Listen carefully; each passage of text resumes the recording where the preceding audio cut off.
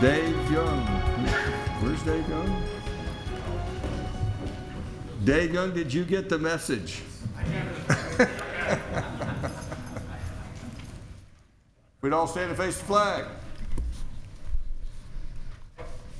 I pledge allegiance to the flag of the United States of America and to the republic for which it stands, one nation, under God, indivisible, with liberty and justice for all.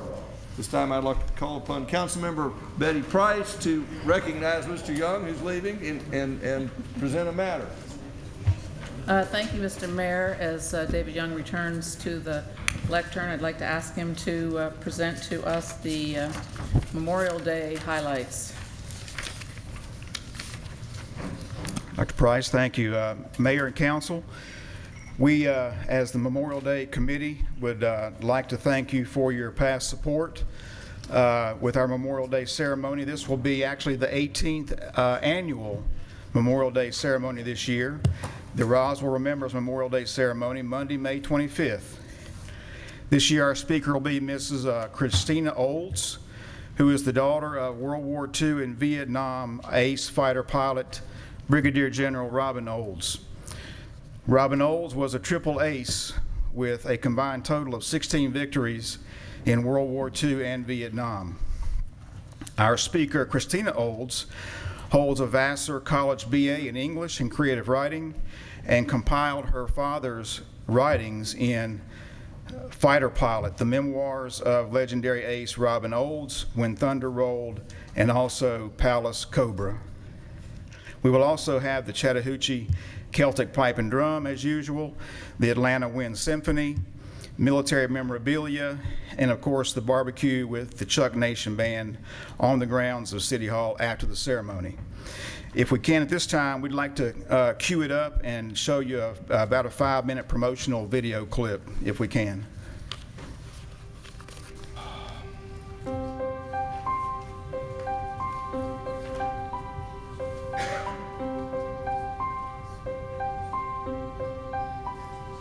The old men struggled to their feet, the anthem at the end of its first stanza, leaning on each other as in years gone by. Caps off, held gently over their hearts, hair thin and wispy, moving with the breeze. Bodies erect, they stand in silent reverence. Their caps bear the names from long ago, places where history was made: Normandy, Bastogne, Corregidor, Okinawa. They remember another time, another place. They gave their blood, their sweat, and their youth. Their friends gave the last full measure, asking not for praise or for thanks, asking only that you honor their friends. Remember why, and never forget the old men.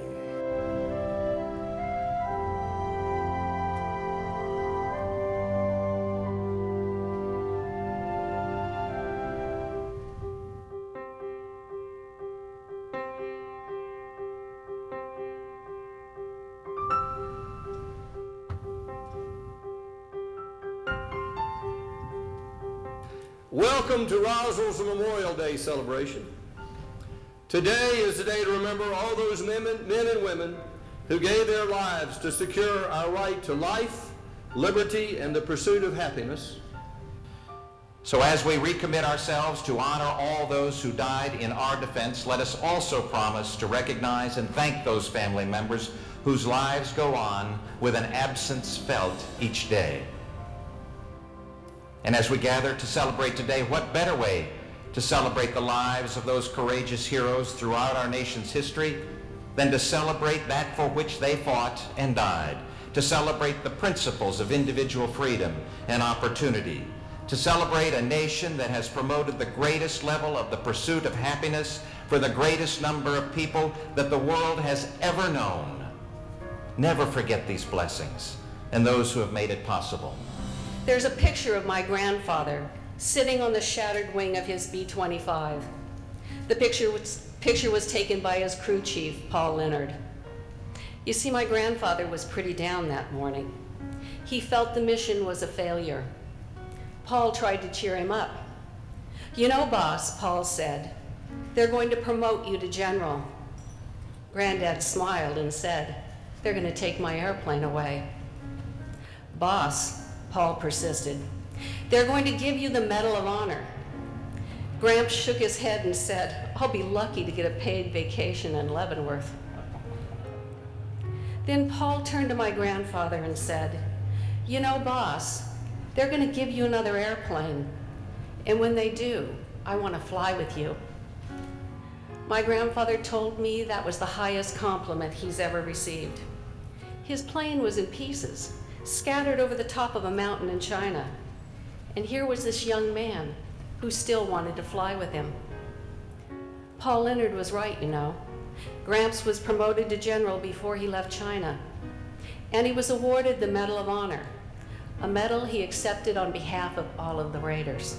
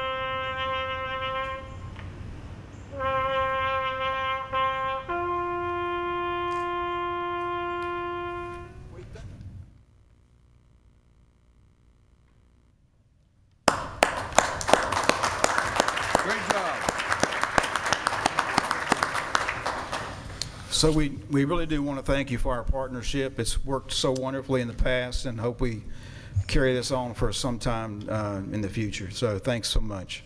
Well, you need to remind people of the upcoming event now that we've just honored them with given them the preview.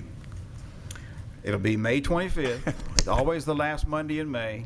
And if you like helping set up or take down, we can always use that both days. So come out and enjoy the special day. May 25th, and what time does it begin? Ceremonies start sharply at 11. Displays are open at 10. And then the ceremony is over about roughly 12 o'clock for barbecue and the band. So and I encourage everyone to come. There is no better day way to spend Memorial Day than here at Roswell City Hall. And I encourage you in particular bring young family members, because there is it's a stirring day. It's a great day for young folks to meet our heroes. So I encourage everyone to come. Let's have one more hand for the Memorial Day Committee. They Thanks do a so great much. job for City Roswell.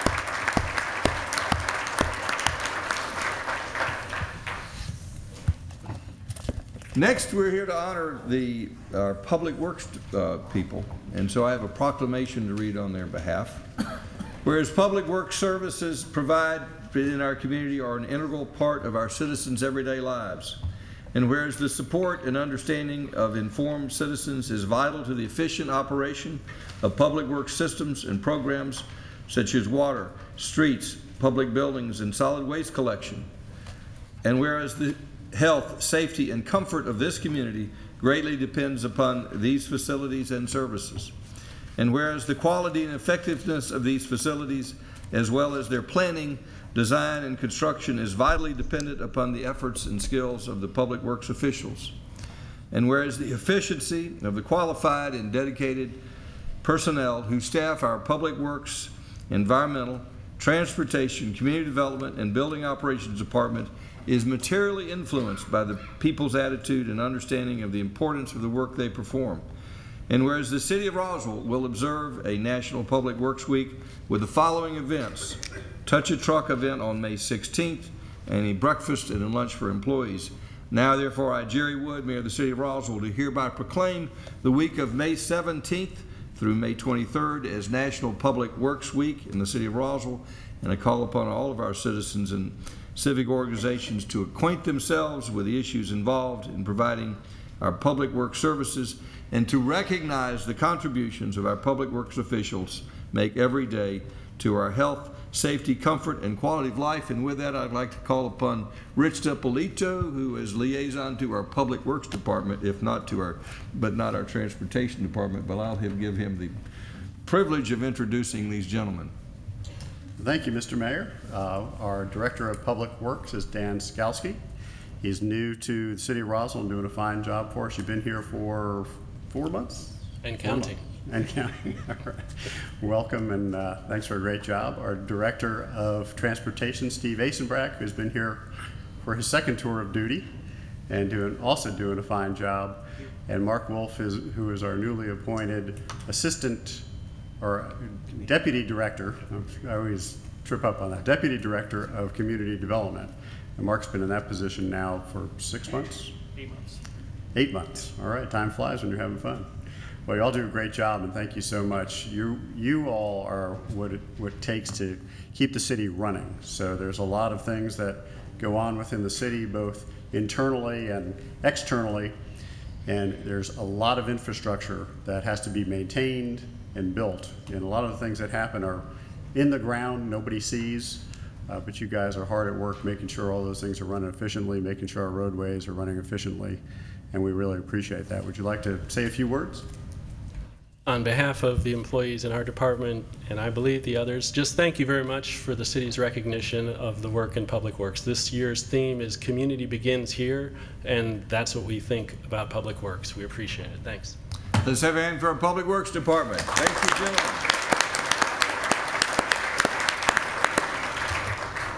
gentlemen. Next is a proclamation for Bike Month. I want to begin by recognizing Bike Roswell, who has been a big part of Roswell becoming a bicycle-friendly community, and also Rambo, the Roswell Alpharetta Mountain Biking Association. Gentlemen, if y'all will come forward.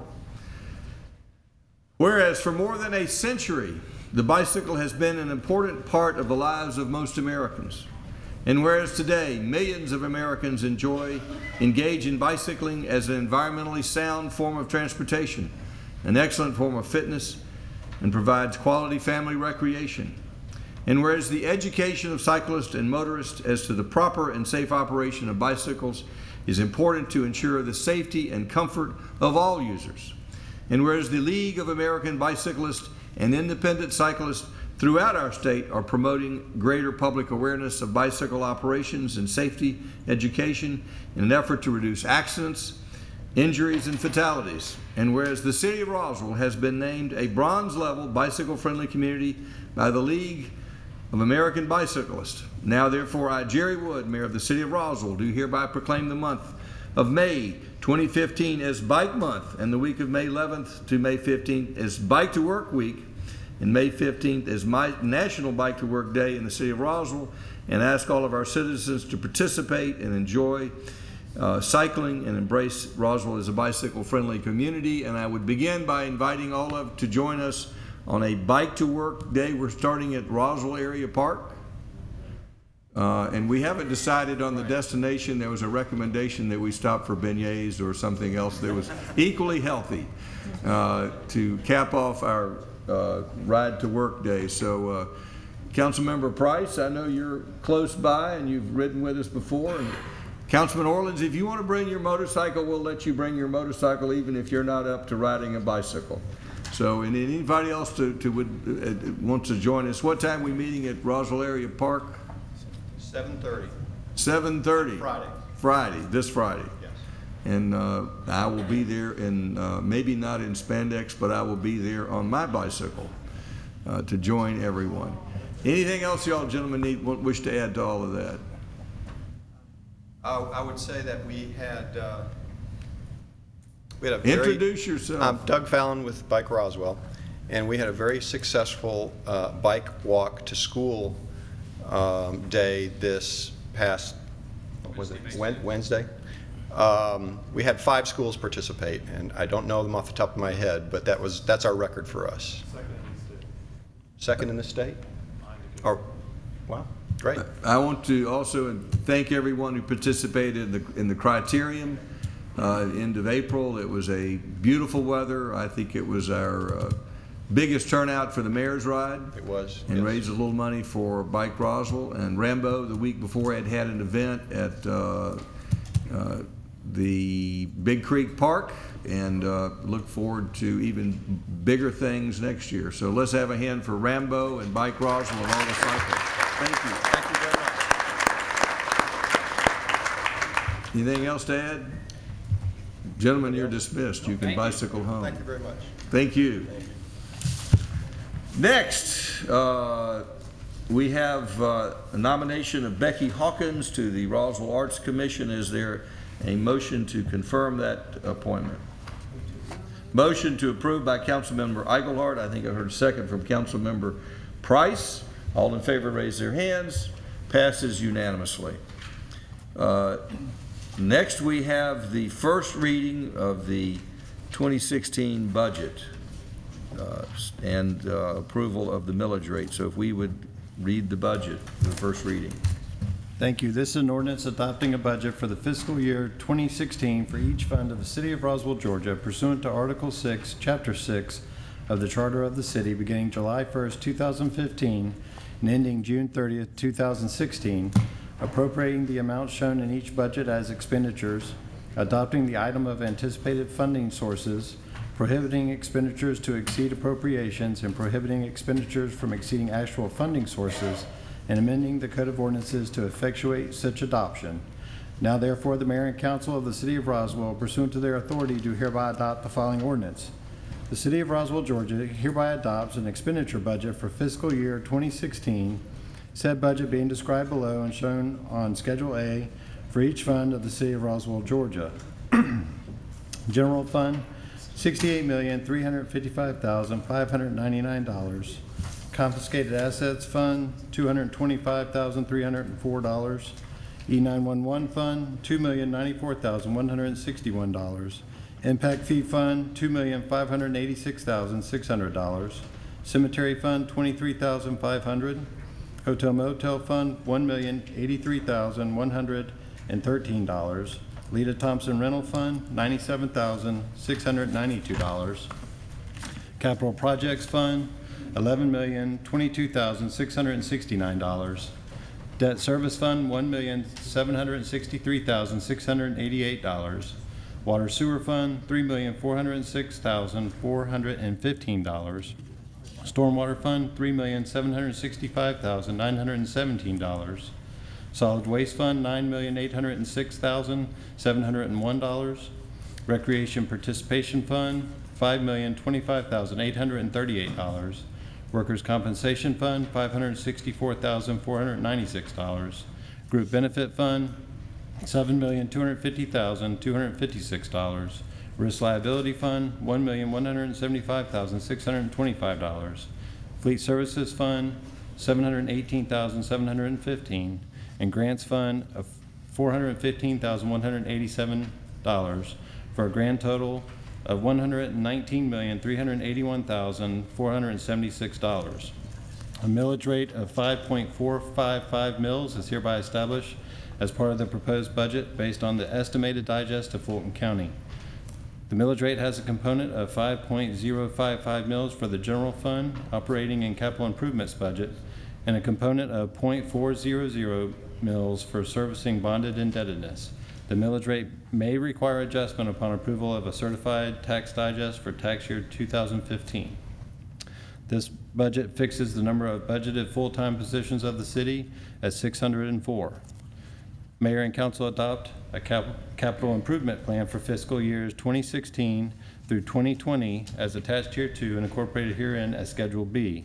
This plan does not indicate any promise of appropriations for future years.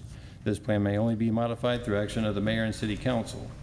Mayor and council further approve the reappropriation of all approved capital project, grant revenue, grant funding, and contingency funding that is unspent or uncollected and available as of June 30th, 2015, along with the reprogramming of $213,083 identified from current capital projects as attached hereto as Schedule C.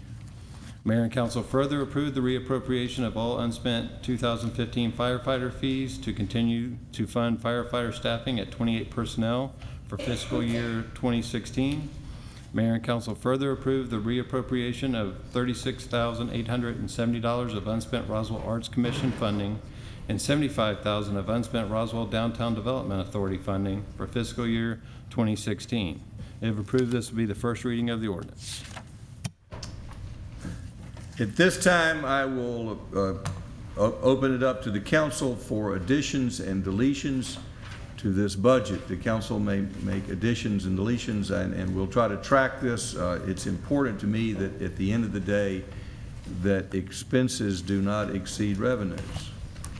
So, does Kevin have a presentation to make on request of council for addition and deletions?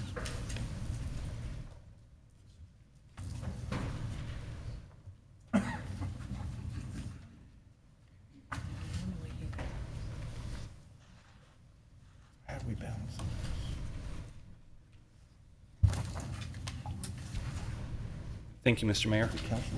I have a brief presentation. It'll just be a very high-level summary of the general fund, followed by the all-fund summary for the citywide. Go through one more time the citywide one-time capital, and then get to the suggested add deletes that we received from council as of today.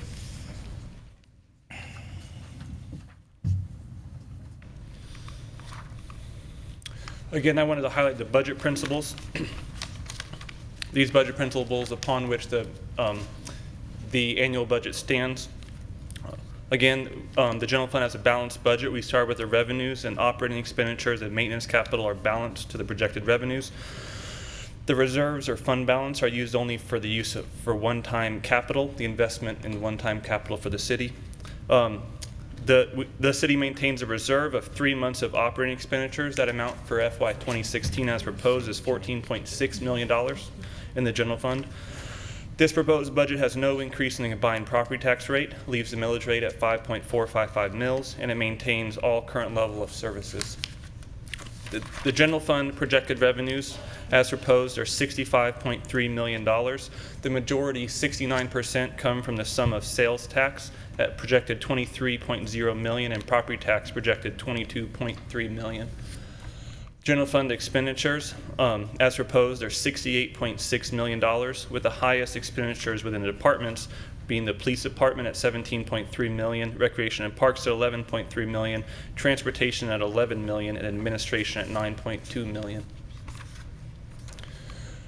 So the general fund is balanced at $68,592,469. I want to point out on the revenue side, this does include $213,083 reprogramming for current completed capital projects from prior years that just came in under budget. Again, on the expenditure side, balanced at the same amount, with a general fund investment in maintenance capital of $6.588 million and a general fund investment in one-time capital at $3.573 million. The all-fund summary, citywide projected revenues of $119.8 million. $7.2 million of that is use of fund balance, mostly for one-time capital. And the expenditures at $119.4 million, again with citywide investment in one-time capital of $6.5 million and citywide investment in maintenance capital of $8.5 million. Just hitting some of the other funds, I have several of them listed here. I'm just going to touch on a few. The E911 fund is balanced at $2.094 million with a proposed use of $185,000 of fund balance. Hotel Motel fund is balanced at $1.083 million with a proposed use of $229,000 of fund balance. Water Sewer fund has proposed expenditures of $3.406 million. Stormwater fund proposed expenditures of $3.766 million. Again, the proposed use of fund balance of $636,000. You can see the rest of the funds there. Again, it balances to my previous slide, total use of funds $119,381,476. Again, just to walk through the proposed citywide one-time capital projects for FY 2016. Again, as proposed, there's a citywide investment in one-time capital of $6.539 million. Transportation Department has the largest component, with their largest project as proposed being the Sun Valley Phase 1 construction and $3.5 million and $250,000 for sidewalk connectivity.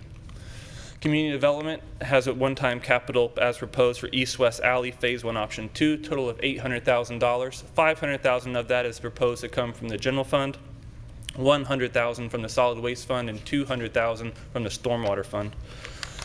Police Department has several one-time capital projects, the largest of which is the TDMA compliant radio units. This is to continue a multi-year ongoing project, the amount of $422,900. Also proposed is to equip 4 new police officers with vehicles and radios in the amount of $222,000. A new vehicle and radio for a new special investigations lieutenant within the police department, $50,500. $19,385 for intelligence gathering surveillance equipment, $10,000 to replace the squad room furniture within the police department, and $7,400 to add 6 bicycles to the police bicycle patrol. The fire department, $522,580 to replace all the self-contained breathing apparatus citywide. That project is named Personal Protective Equipment Replacement, and $9,000 for a fire station security upgrade at Fire Station 1. Citywide, a proposed emergency generators project, $350,000 for 2 emergency generators, one at Roswell Area Park and one at East Roswell Area Park. Additional $175,000 in design funding for City Green. Recreation Parks is proposed to continue the ADA compliance at City Facilities project in the amount of $25,000. Also to continue implementing the outdoor security cameras for parks at the amount of $40,000, and a new restroom facility at Barrington Hall in the amount of $75,000. And finally, Environmental Public Works, $60,000 for an additional 1-ton dump truck for the Stormwater Division. So again, that completes the overview of the citywide one-time capital. Now we're getting into the add deletes proposals that we've received from council as suggestions. Again, these are received as of today. I've broken it out by fund, so we'll start with the general fund where most of the proposals came from. The general fund was balanced with revenues equal to expenditures. So the only available for reprogramming comes from the suggested deleted items. Again, you'll see that asterisk there. These are all pending City Council approval for each suggested item. But we received a total of $525,000 as suggested deleted items from the general fund. To go through those, we received a proposal to delete the funding for the one-time capital emergency generators project in the amount of $350,000. And we received a proposal to delete the funding for the additional design for the City Green project in the amount of $175,000, for a total suggested delete in the general fund of $525,000. The general fund add proposals summed up to $453,130. So again, all of these are pending council approval of each individual item, but as long as all the deletes are taken, then all the adds can be taken and the budget will still be balanced. So to go through these adds. We're going to be taking this up one with council, so I don't think we need to cover them all at this time. Sure, yes sir. The list is there? The list is there, and we'll go over them one by one with council. Yes sir. And then just to highlight, there was an additional change proposal that we can go through. And then there were 2 add proposals received for the hotel motel fund. And as the mayor said, if it's your pleasure, we can go through them individually. And that's the end of my presentation, Mr. Mayor. All right, so the first thing I'd like the council to turn to is the proposal for deletions, because that will tell us if our goal is to balance the budget, how much additional is available. Councilmember Eichelhardt. I have a question on that specifically. When we're looking, I know it's all general fund, but when we're looking at some items versus others, are not the delete proposals all one-time capital? Can that offset operating? Or are we in the right funds, I guess, within the general fund? Yes, sir. It is within the same fund. You're absolutely right. Both these deletes are in one-time capital. Some of the adds are one-time capital, but some are not. Because it's all in the same fund, budgetarily what will happen is for each of these deletes, it will reduce the proposed use of current FY16 revenues for current FY16 expenditures. Because now you have about $305,000 of general fund 2016 revenues that are over the kind of operating and maintenance capital. So right now those are rolling into one-time capital. So by reducing the the total amount spent for one-time capital, it'll free up those revenues for the additional operating expenditures or maintenance capital. Okay, thanks for the yes answer. To what I think I wanted there, but I understand. Do you have a question or maybe a suggestion for the mayor? We haven't really worked out how we would do this, that because there are things that I don't know we're all on board for and we may not have full information for, we have the second reading for the millage rate on Monday, the 18th. If we might suggest getting more information from either any of us who put in the suggestion, other suggestion, or full information from Ryan. If Councilmember Eichelhardt, in your position as the head of administration, it falls upon you to make the motion. So I would suggest we can, that there are two general possibilities here. If you believe that it would be productive to have a further discussion with council at a work session, there can be you can either pass this with the idea that we're going to, it's just the first reading, we can change it for the first reading. If we deferred it, the motion on the first reading, what would that do to our timing? I would say we pass it, but that we defer this part of the. You could pass it with the understanding that we're not giving up our adds and deletes. We're going to have a work session and a further discussion. You could suggest that to council, that they pass it and reserve debate on the adds delete until the work session and the vote. You could make that request. That would be my suggestion. I just think I don't know if we want to have a full discussion when we don't necessarily all know the details right now. But we can find, if you will make a motion to pass with a reserving adds and deletes for work session in the second, then see if you get a second. That sounds good. Would that be appropriate to do right now? Yes, sir. There may be some questions though, but I'll go ahead and make a motion if you would like. We'll entertain questions before Councilmember Eichelhardt makes a motion, but really try to address his motion and then we'll move on. Councilmember Wynn. I think first and foremost is what date and how much time is it going to take to do this? Because there's a lot of adds and deletes. Right, I thought I said the 18th, which is when we're having the next millage hearing anyway, at 6:30. Do you want to have it after the millage rate hearing? Either before or after. I would suggest 6:30 is the current scheduled. I would say come at 5:30. Well, or do you want to spend 2 hours now? Councilmember Eichelhardt, I have a feeling this would take more than an hour to go through all these adds and deletes, because I think you're looking at 7 people that have some favorites that they, some favorite pet projects that they would like to see, or maybe there's a project that they don't want to see, and I'm just concerned that an hour is not going to be. Perhaps we could do this. We length of could time. start at 5:30.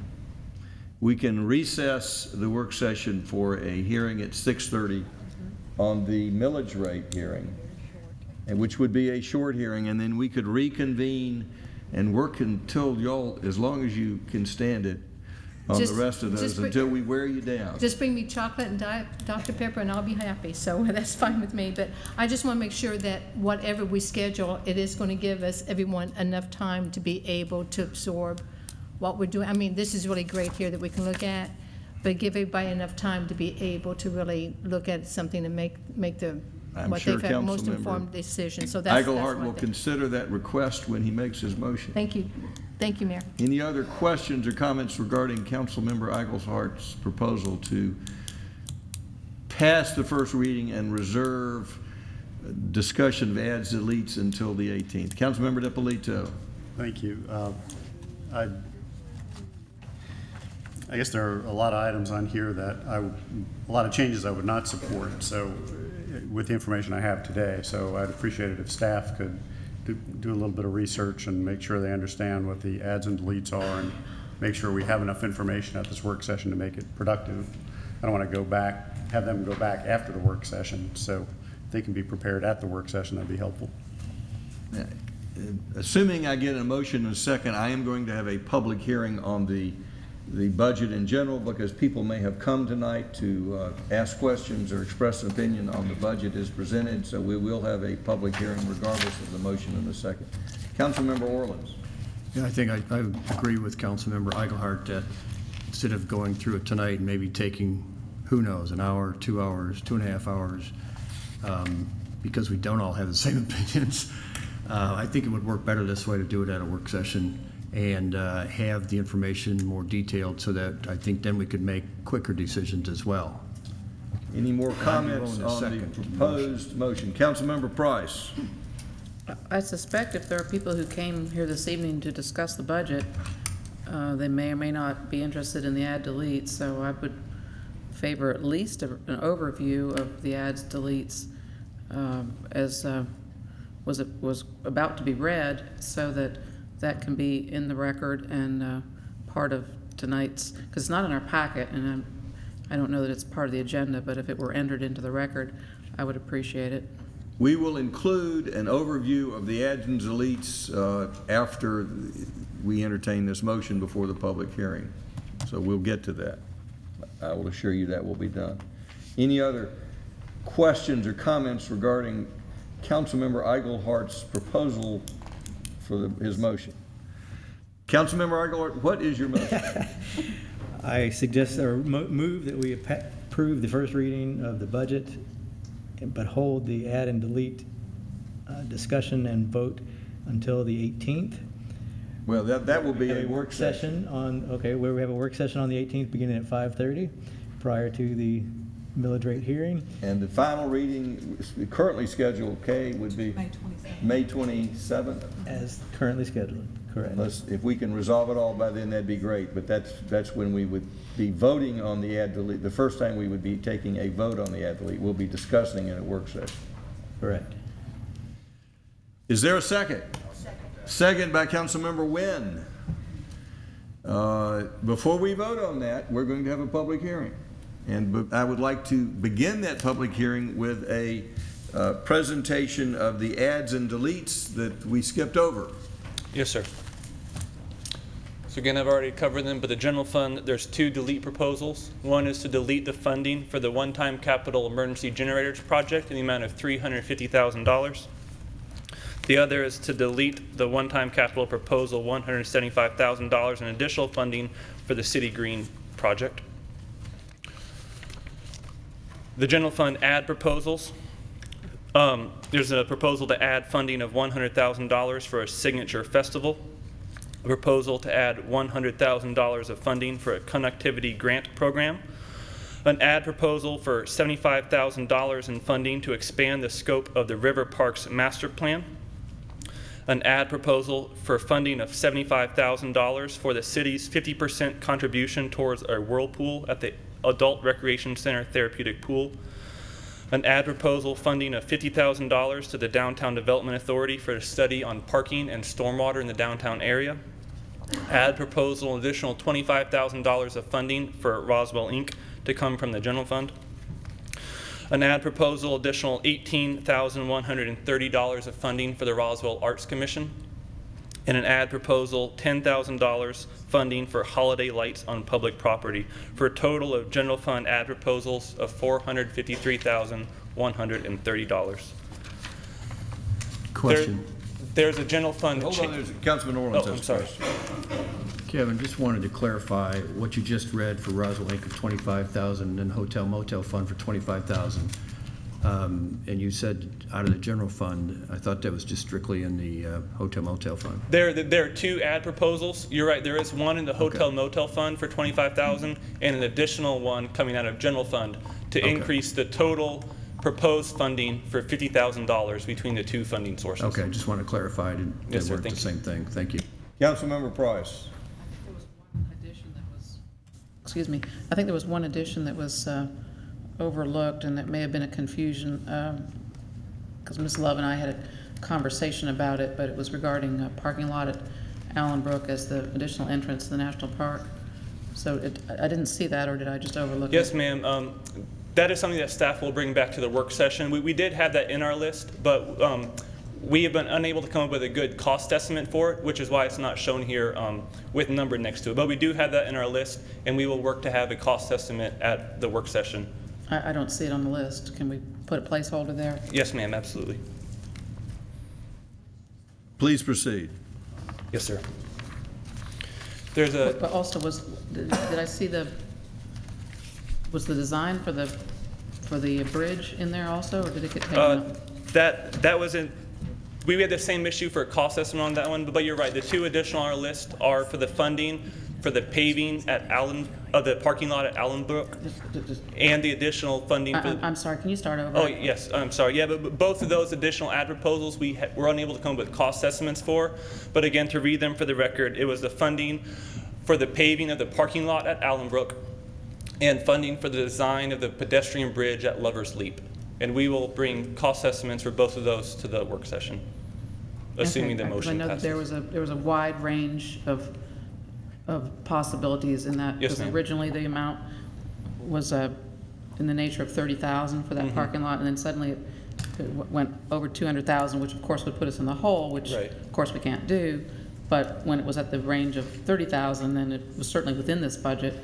Yeah. I'm just surprised that someone just took it out arbitrarily when it had been a request. And the same thing with the design of the bridge, which the estimate from the National Park Service was that the bridge would be in the realm of well, certainly between 100 and 300,000, and if you said the design would be about 1/10 of that on average, then that again would still bring us in under budget. So Yes, ma'am. again, I'm disappointed that that was removed.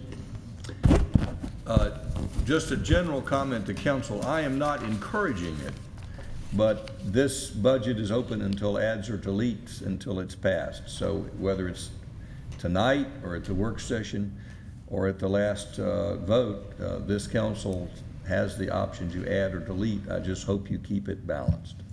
Yes, well, but when you ask for something to be put in a week ago and suddenly arbitrarily it's taken out, I find that just a little disconcerting. Please proceed. Yes, sir.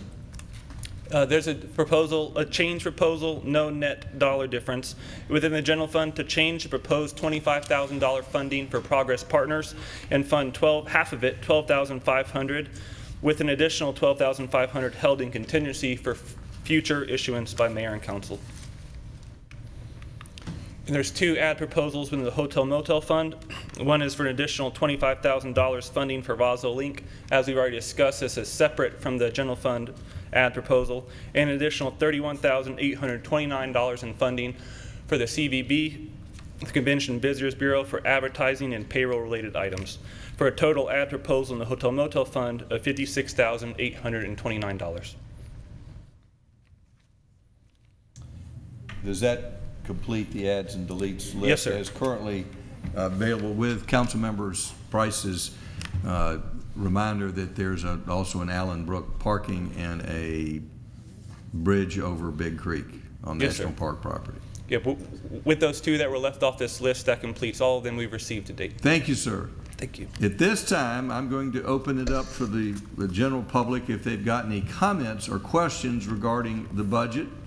There is a 5-minute time limit on your questions. If you'll come forward, please, and give us your name and address, we'll be trying to answer your questions and respond to your comments.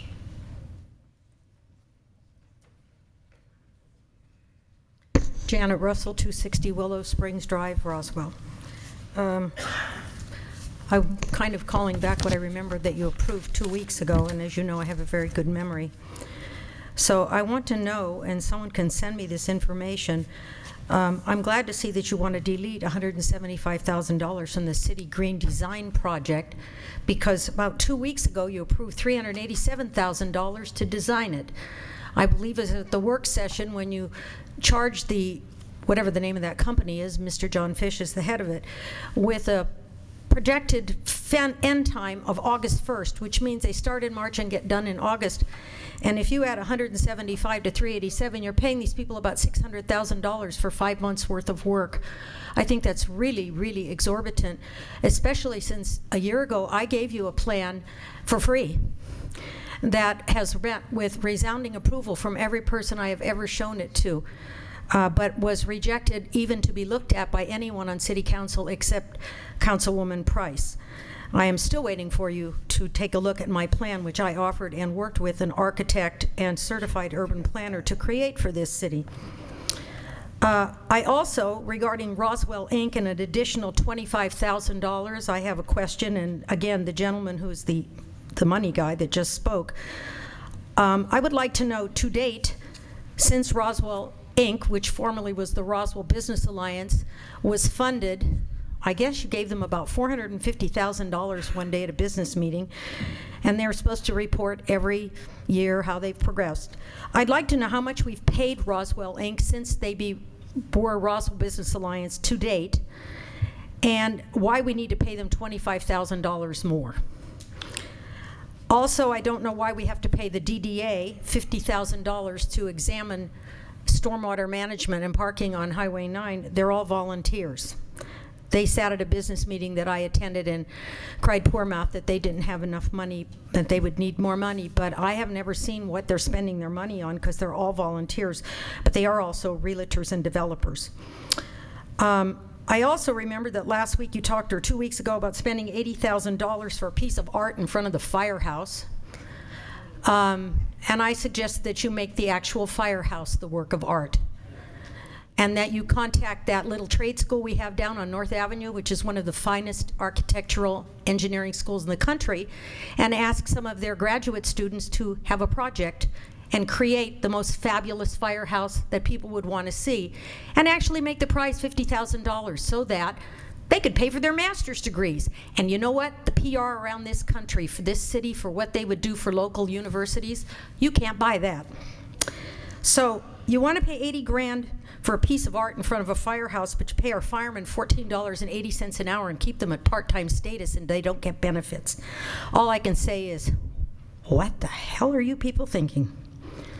Now, I remember quite clearly when you approved $200,000 to pay by 8/10 of 1 acre near Allenbrook. You subdivided that historical property. The mayor was not here. He was out of town.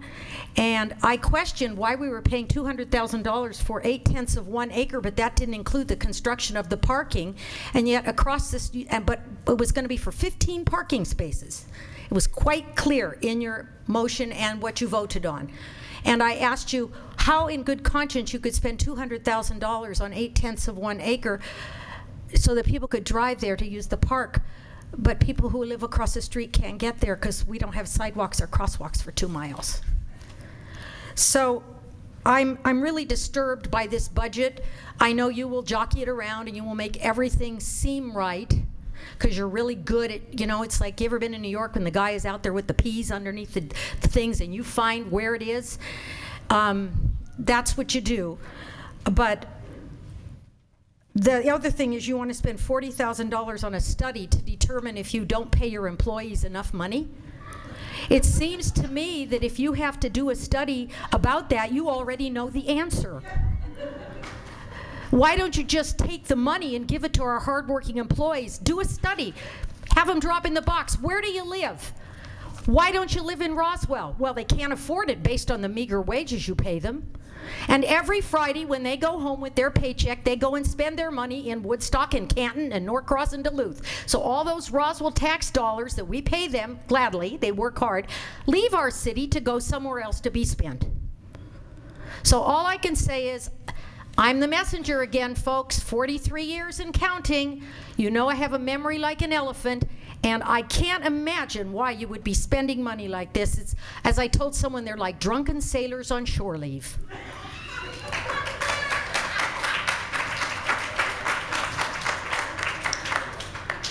Would anyone else wish to have any questions or comments regarding the budget? Yes, sir, come forward, please, if you'll give them your name and address.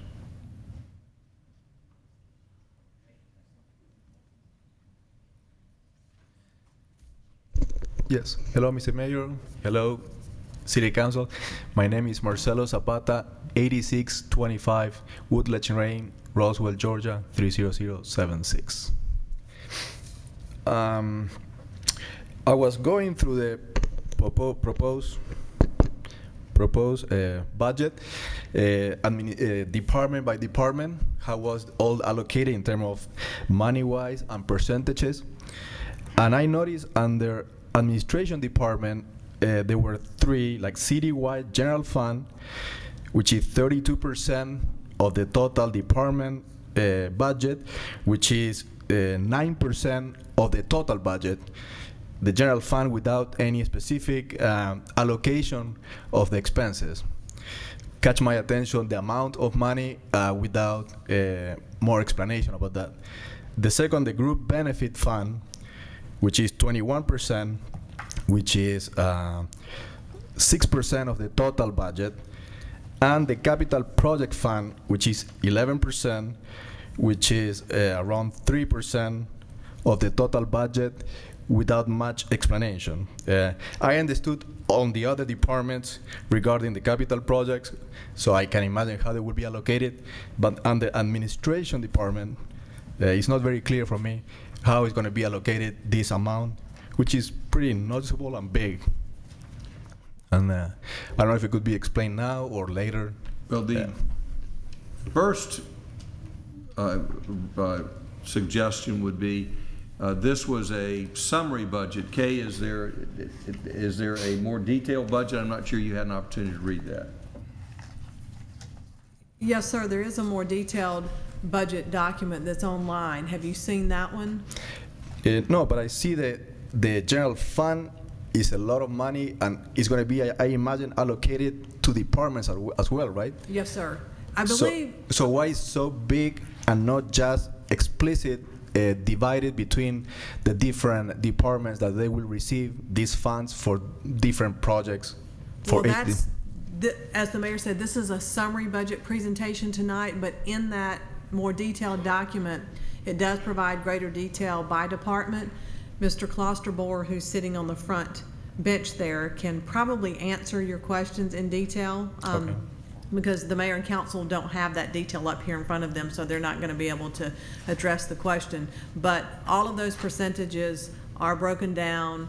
There's line items in there by department, and we can get you whatever information that you would like to see regarding the budget.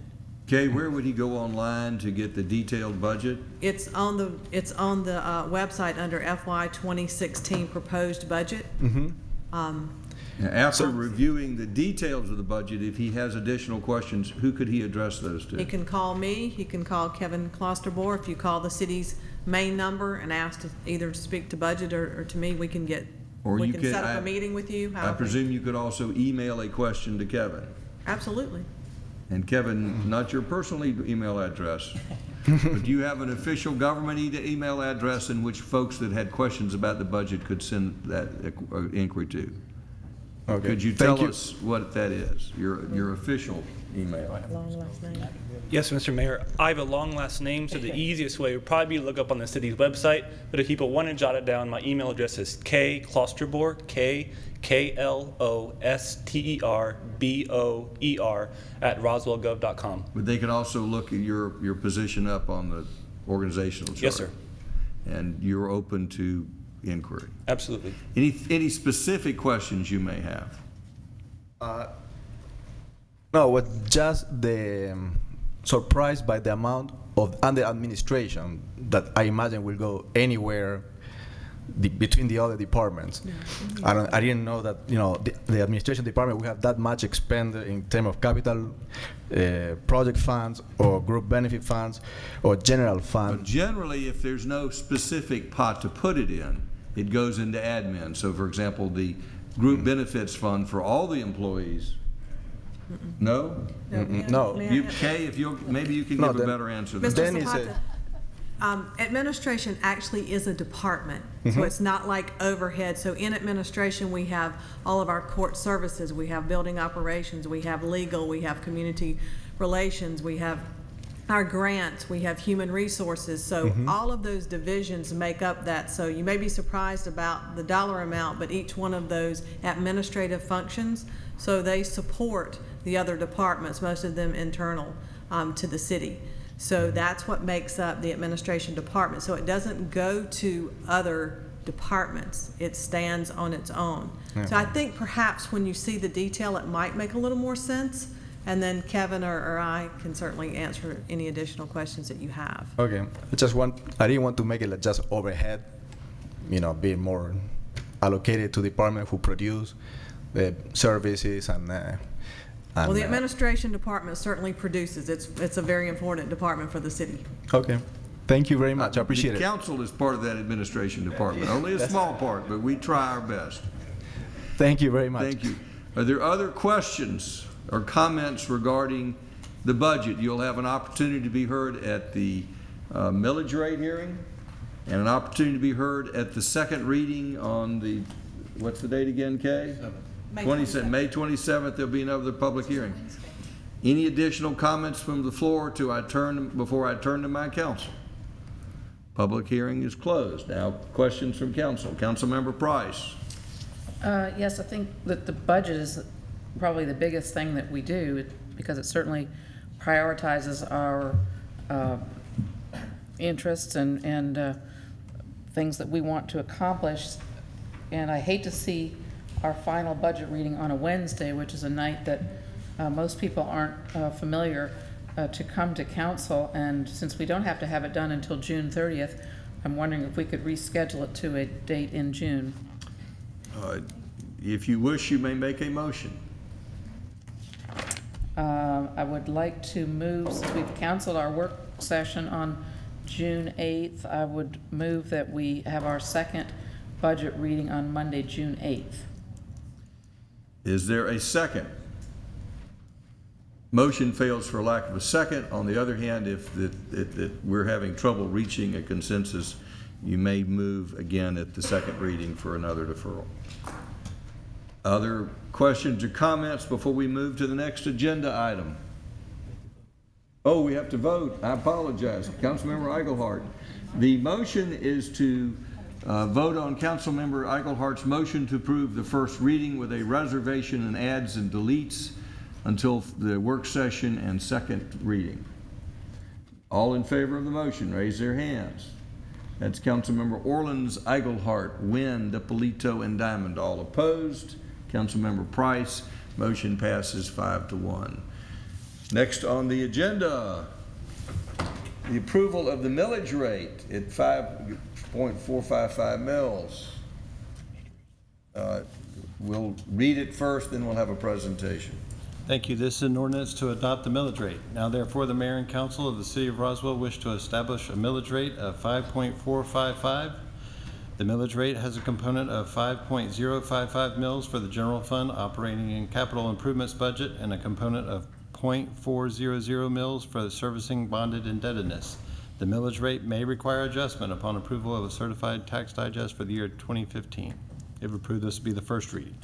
Do we have a presentation to go along with this? Yes, sir. Mr. Klosterberg. You're doing a great job so far. Thank you.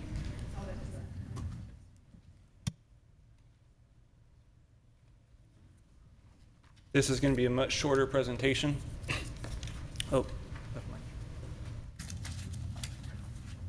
apologies, forgot my clicker. Just kind of go through or to show a 10-year history of the millage rate. Again, as proposed, the millage rate stays the same as 5.455 mils, being the 8th year consecutively for that overall millage rate. And again, just to highlight, the M&O component 5.055 mils and the debt component for debt service on the city's indebtedness of 0.400 mils. And again, just to highlight, this is based on our estimated tax digest, and it may require adjustment upon when we receive the certified tax digest for the tax year 2015. Does the council have any questions? Well, first let's read. Did we read it already? We've read it. Any questions? Do we have a motion? Move to approve millage rate, proposed millage rate. First reading. Motion to approve the first reading by Councilmember Eichelhart. Is there a second? Second by Councilmember Diamond. Does anyone in the audience have any questions or comments? Any further discussion by council? All in favor of the motion? Yes. Councilmember Price. Can you put up that previous slide, please?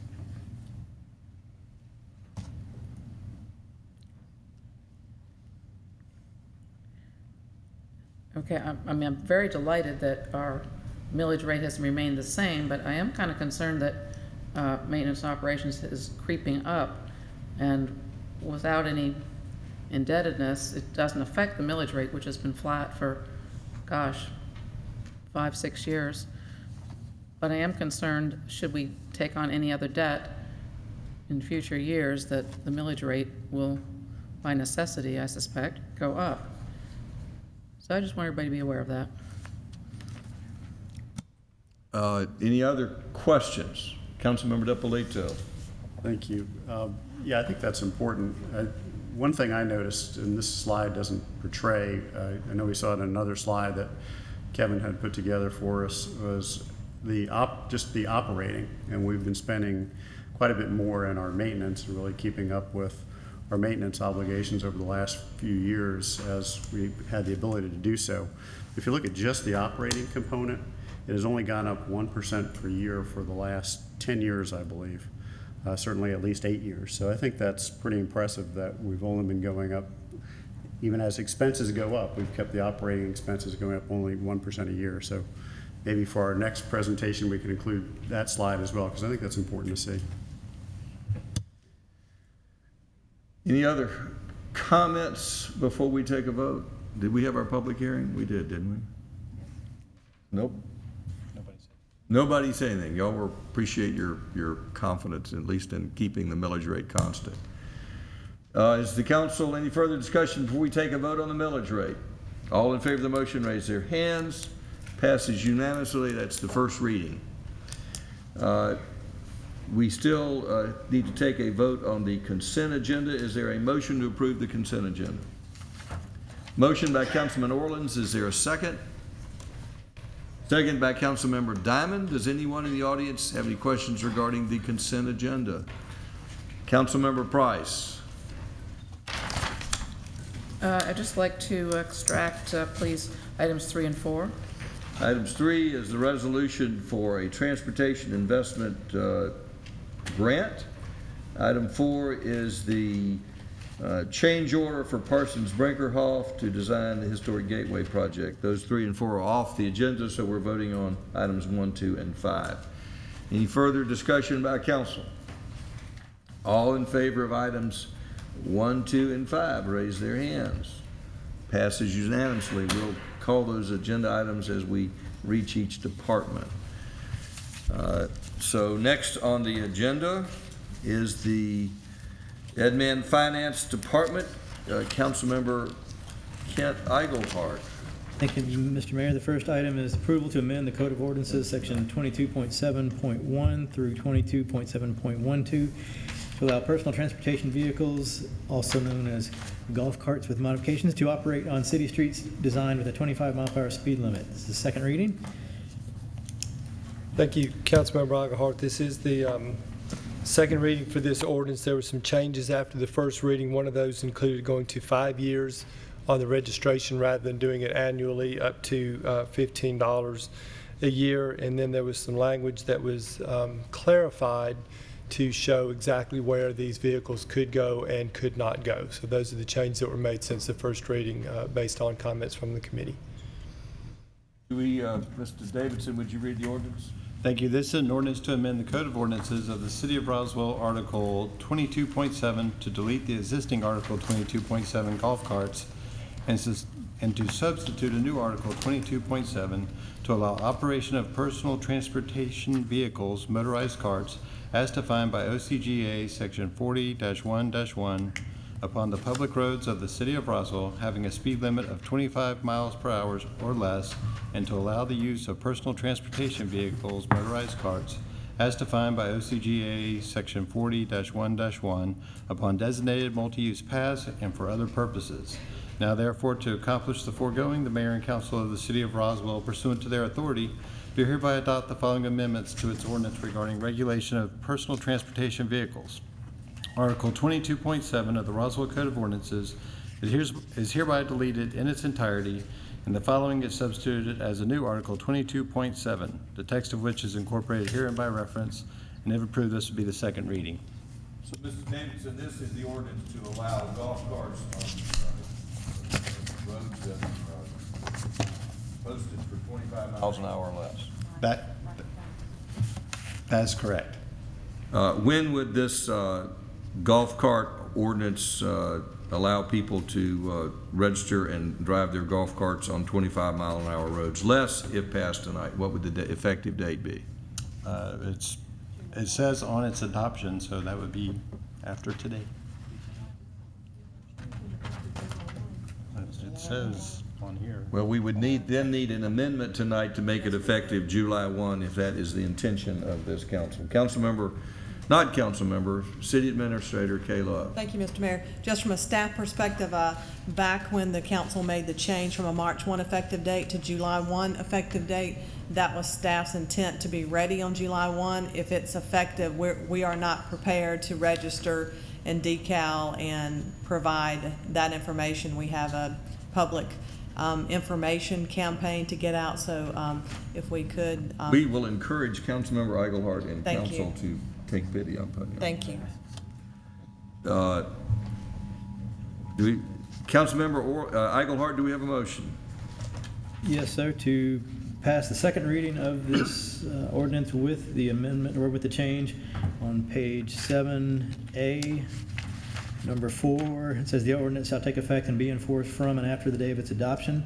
We change that to shall take effect on July 1, 2015.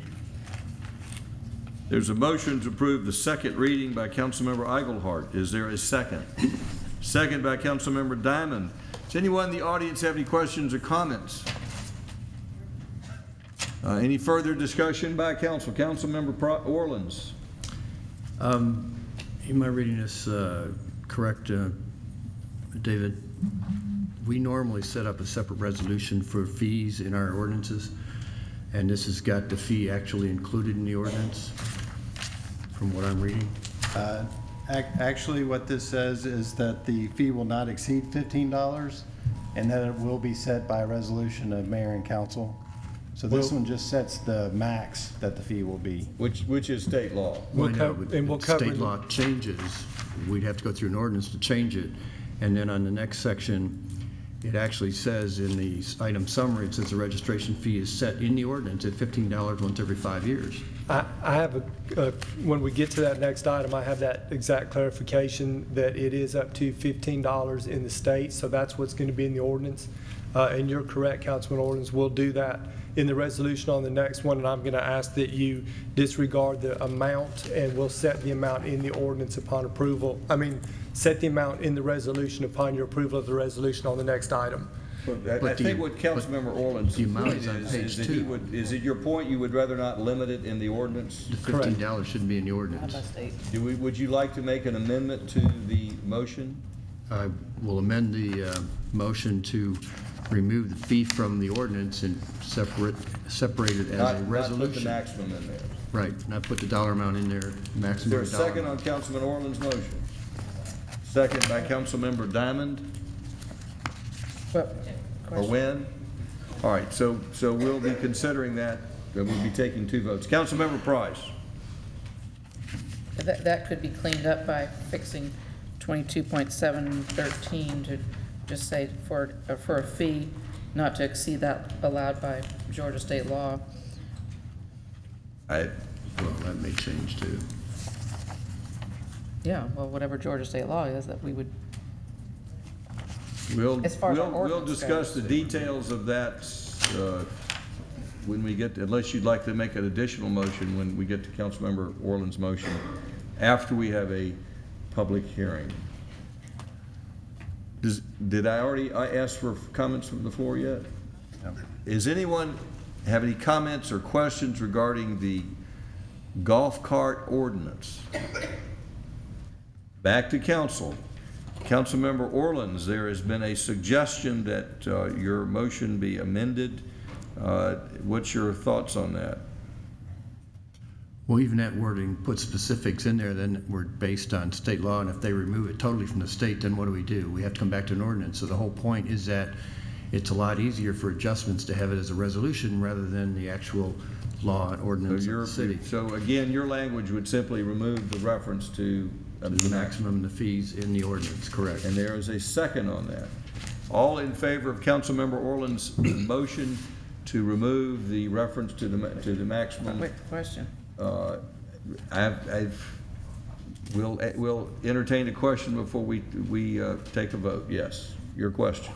So is his motion to remove the entire first sentence under 27.7.13 or to insert different wording?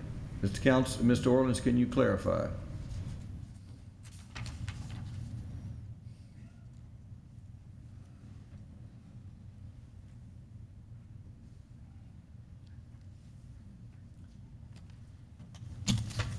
It is basically for the end of the sentence where it identifies an actual fee.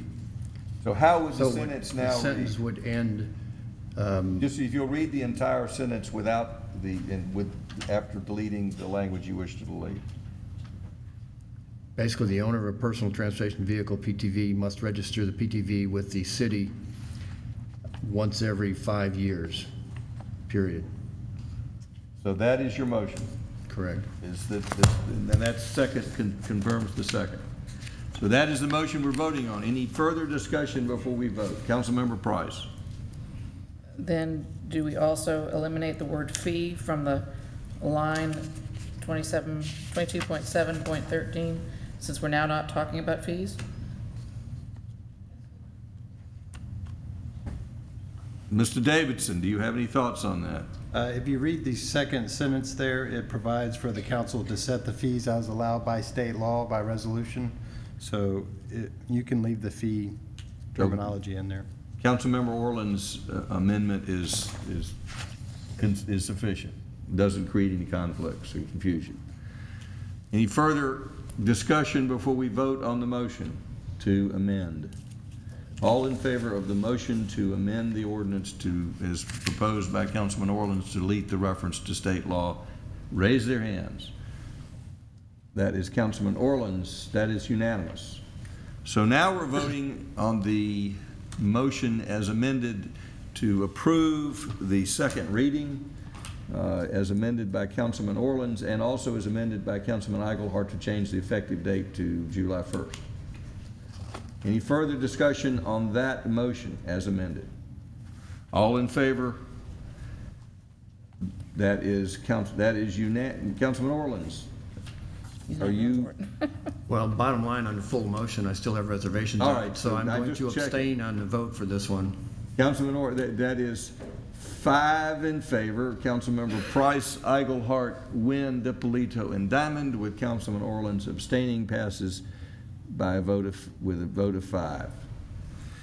Next item is the actual resolution to adopt registration policies, forms, and fees for personal transportation vehicles. Thank you, Councilmember Eichelhart. This is the resolution to allow these personal transportation vehicles on the road. If you will notice in the second paragraph, this resolution adopts the forms necessary for the registration of the PTVs being operated on the street. So this registration fee that we're talking about is not in the ordinance right now, it was only in there by reference for the $15 limit. Staff will include that $15 amount in the forms as you would approve for $15 once every 5 years by resolution, so that if anything changes, you can change it by resolution. So that would be added into the form. So as I understand it, if this resolution passes, you can drive, you will have to register your golf cart at a cost of $15. That registration will be good for 15 years, for 5 years. Yes, sir. Or until it's transferred. If it's transferred to a new owner, they'll need a new registration, and they'll start with a new 5-year Yes, sir. period when they get their registration. Does the council have any questions? Councilmember Price.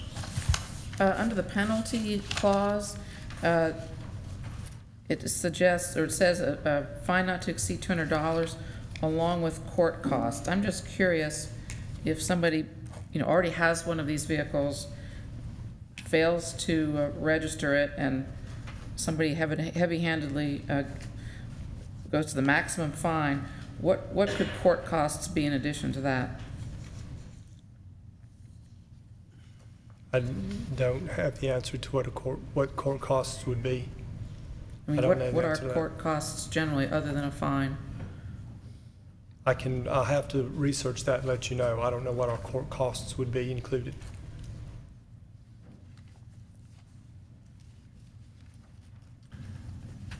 Other questions?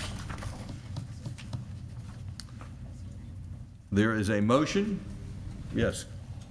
Is that something, that's something we normally put in most things, isn't it? Where the court has the option to have court costs covered? So it's not specific to this ordinance. Thank you. Right. Councilmember DiPolito. Thank you. Yes,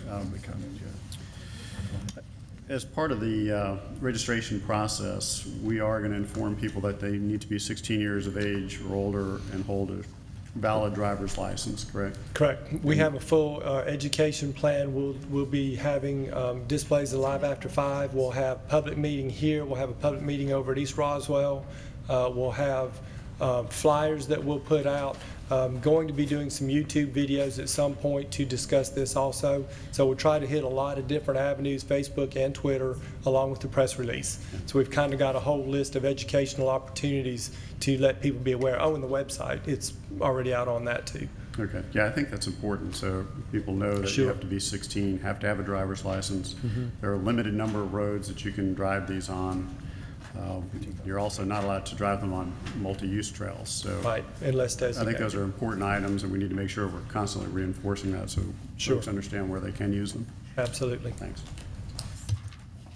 Does anyone in the public wish to comment on this $15 registration fee? Any further discussion by council before we take a vote? Councilmember Eichelhardt. Actually, I want to clarify a question from what Michael said. We don't actually have the $15 in here now at all. Correct. Can we just add that? We'll put that into the form if that's what you all are approving, the 15. That'll go on the form, which is adopted by resolution. Right, but it's not in here now is what I'm saying. That Correct. $15 just disappeared, so we need to add that into the Correct. resolution. It'll be added in upon your approval, that's right. Right. So. If we approve $15 tonight, it goes in. Oh, I get that, but there's no wording for that is my point. So Mr. Davidson. Mr. Davidson, do we need to do any additional, take any additional action? It would probably be appropriate to add it as part of your motion to add that to the resolution. Add what to the resolution? The $15. That's what I figured. So that's why I was asking. Do we need to make a new motion? Well, we haven't actually even made a motion yet. Haven't made a motion yet, all right. So I Lost. will make a motion to approve this, but to add in the now therefore section, policies, forms, and fees for PTVs set out in Exhibit A. We had $15 for 5 years. There's a motion to set by resolution, the fee at $15 for a registration to be effective for 5 years by Councilmember Eichelhardt. Is there a second? Second. Second by Councilmember Wynn.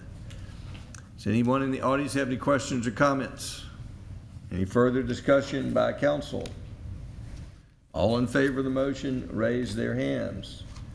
That is unanimous. Which brings us to the Community Development Department, Councilmember Liaison Beckie Wynn. Thank you, Mr. Mayor. The first one on our agenda tonight, CU2 0150039 with concurrent variance and conditional use numbers. Vickers Village at 1180 Canton Street, 29 Thompson Place, 24, 34, and 42 Woodstock Road, with King Lowry Ventures LLC.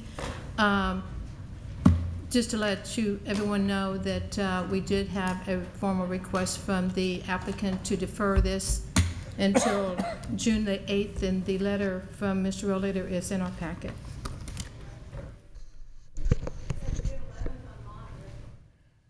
Yeah, I think we need to correct our. No, it's monitor. June the 11th. I mean, June the 8th. June 8th. Not the 11th, That's correct. I mistyped it, should be June 8th. June 8th.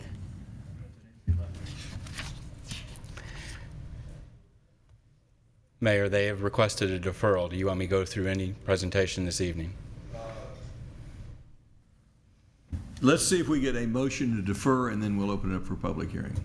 Do we have a motion to defer? Yes, sir. After reading Mr. Rollator's letter, I think he has some reasoning behind the deferral, so I will ask for deferral from tonight, May 11th. I think that's where you picked up the 11th.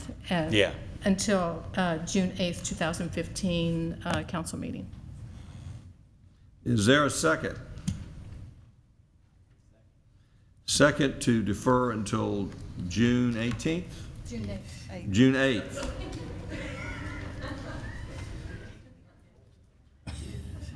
Well, I'm glad there's someone here to clarify things. It's been a long day. All right, if you're here tonight and you wish to be heard on this matter, You may be. I would encourage you to, there are oftentimes changes in the deferral process, and your objections may be answered. Council, your objections would be closer to council making a decision if you wait until this is voted on. But if you're here tonight and you'd like to be heard, and you may not be able to make it on June 8th on this matter, we'll recognize you. Does anyone want to be heard on the motion to defer or on the general rezoning? It's not a rezoning. The general request for their request for 3 variances. Well, it's a conditional, it's a conditional use and it's a conditional use.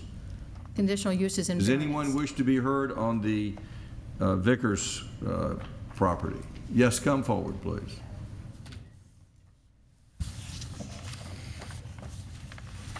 Rue Britton, 520 Kendamore Point, Roswell, Georgia. I just have a general question about, you can see a lot that's going on around town with properties being bought up. And I'm wondering if there's a place where we can see, a citizen can come and see what's going on as a whole in Roswell. Because there's all these projects on here. This one does interest me, of course. But there's several others. Is there a place to see the big picture of what's all going on with what's going on with the development? If we could have community development respond to that question. I did look on the website on community development, and the minutes are lawyers' minutes. They tell no details, so you have no idea. I noticed in the budget you had something called Sun Valley Project. I don't know what that is, but there was quite a few line items addressing it. There's the East-West Alley. I mean, I've got no idea whether this affects me or not, so I'd definitely like to know, is there a place I can just go and look? There is a place that you can go and look, but it's not going to, there is a lot happening in Roswell, and it may not be summarized in a one-stop fashion. But I think we all need to know that. We moved to Roswell for just the place. It's a cute place to live. It's got an ambience. And with all this development, we need to see what are the plans. All the information is available at City Hall. Is your question, do we have a list? The concern would be, is if we forgot something on that list, then we would be held in violation for forgetting something. And it ranges from approval for a mailbox to a color to a long-range plan that is about 15 years off. So if you're saying what that list would consist of, that would take an action of this council to describe it, and I would be concerned that if we're trying to have a comprehensive list, what do we know to include? Well, I guess what should I do as a Councilmember Wynn? Mr. Mayor, I'm sorry if I could interrupt. I think Mr. Townsend can address this because I'm just letting you all know that we do have pre-apps. They do have pre-apps, so they could probably tell you what's in the hopper. But anything that's has not come to a pre-app meeting with staff, we couldn't tell you about it. But I'm going to let Mr. Townsend elaborate on that. Oh, yeah, we can tell you what is in the process of application at the city.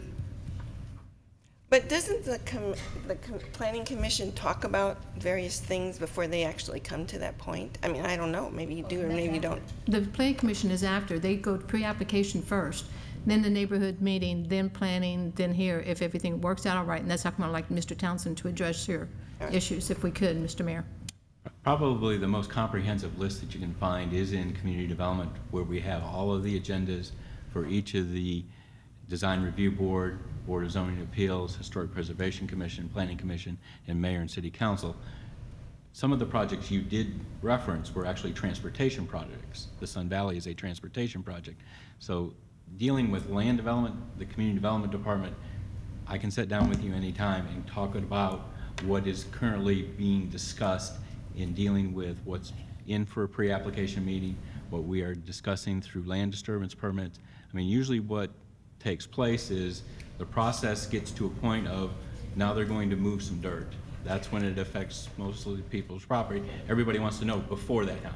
Right. And that's where the planning department is able to give you those types of But you're information. saying as individuals, we all have to come to you and go through a list of all this stuff. That doesn't seem like a great way.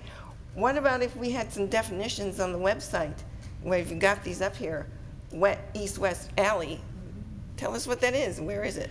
When you go to the actual website for tonight's agenda, all of that background information is on that agenda. It's a definition of where this is? Yes, there's a whole list of attachments on East-West Alley. So does it disappear? Because I guess I went to the website and maybe I just didn't go to the right place.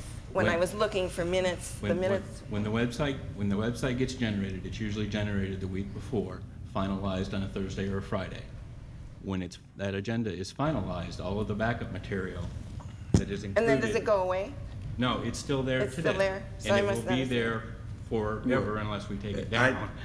I will add this, the city is looking at how do we make our website easier to use? We recognize that our website is, in its current format, is a little cumbersome and it's hard to negotiate, so we are working to try to improve this website to make information more easily found. Mm-hmm. Well, another way to communicate, though, might also be through the newsletter that I get on the web every now and then, talking about the Memorial Day thing, to kind of say, hey, there's a new development, it's called that. I know that's maybe not what you want to do, but it would be helpful to Again, the newsletter is an effort of our Community Relations Department to try to get information out, and we'll look at that. This city makes a real effort to try to engage people. We appreciate your input. We recognize this is your city and we're your representatives, so we encourage you. And again, the effort with the website is to make things. Another site that I think transportation just started, don't we have a new website to track all the new transportation projects? Councilmember Diamond can announce that. This is another resource which was just opened up. I mean, we've had for a while the Cone Zone. You can go on and it'll give you everything that's going on, and that'll give you a little better idea. Right. And then we also, and I'm not sure where you might find it publicly, and maybe we can do that, but Community Development has started giving us a monthly development report. And is that in the committee online packet? Okay. So that would be helpful. I think it's the information item on the committee level. And that would be online if you went to the committee agenda. I'll check with you if I can. Because, man, the committee agendas are where things move before they get to here, and they're more talked, and that would give you that background information. Well, I actually specifically looked at the community development place, but maybe I didn't look at it right, because what I found was very, nondescript minutes. We're trying to do better. Anyone else have any questions or comments? Yes, sir, come forward.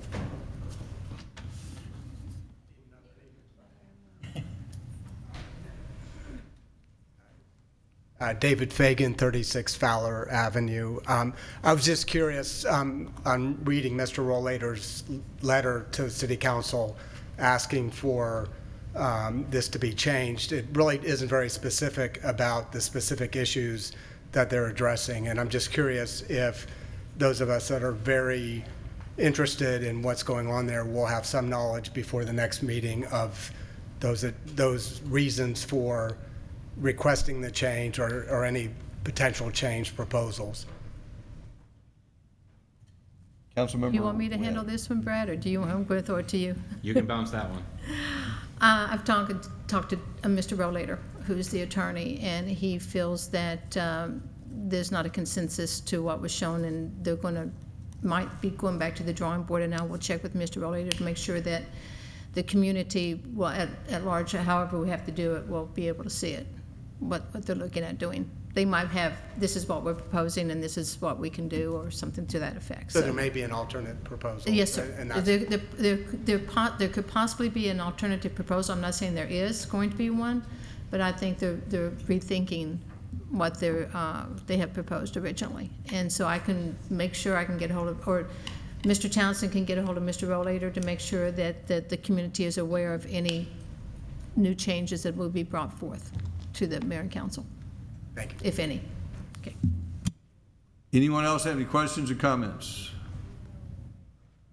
We're going to close the public hearing on that matter. You'll have an opportunity to be heard when it comes back to council. We have a motion to defer. And as I recall, I'm keeping track of motions in seconds. A motion and a second to defer. All in favor of the motion and second? That's Councilmember Orleans, Eigelhart, Wynn, Dippolito, and Diamond. All opposed. Councilmember Price, motion. Certainly. Is this a typo that he requested deferral on April 6th? That just seems odd to me. I couldn't answer that. Mr. Townsend, do you know if there's a typo in this reference that Councilmember Price has talked about? Rollator's letter. Is it in his original letter? It's in the letter. It's dated April 6th, requesting a deferral for tonight.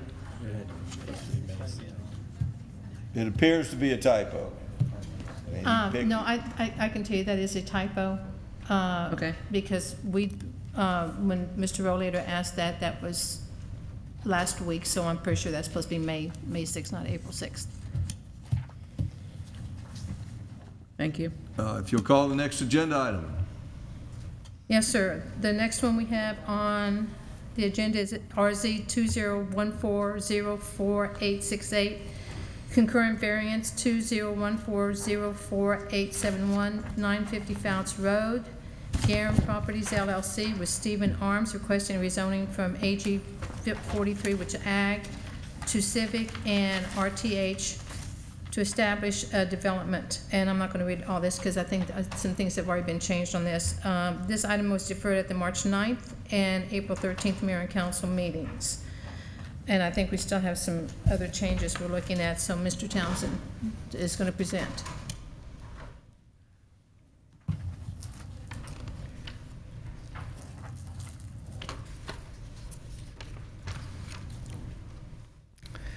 This is a proposed rezoning at 9050 Fouts Road, approximately 6.9 acres, going from AG 43 and Civic to the RTH residential townhouse. The applicant is requesting 46-unit mixed residential development containing single-family homes, attached homes, townhomes, and cottage court. At this stage, there is only one concurrent variance that deals with the road size. This is the location map of the subject property. This is an aerial showing the existing home. The property to the north is the access road to the church that is being included in this application. That's the civic portion of the property, where the other two parcels are the AG 43. We have 12 Stones to the south and to the east. We have to the west Fouts Road and the Roswell area park. This is the current zoning designations of the property. This is the first plan that was discussed at the deferral of the meeting, containing the two cottage courts developments. What has changed dramatically from this application, it's hard to see on this one view, but now adjacent to the 12 Stones development to the south and to the east is a 40-foot buffer with access roads into the RS4 designated lot sizes, and the townhomes, attached houses, and cottage courts are all north of that development.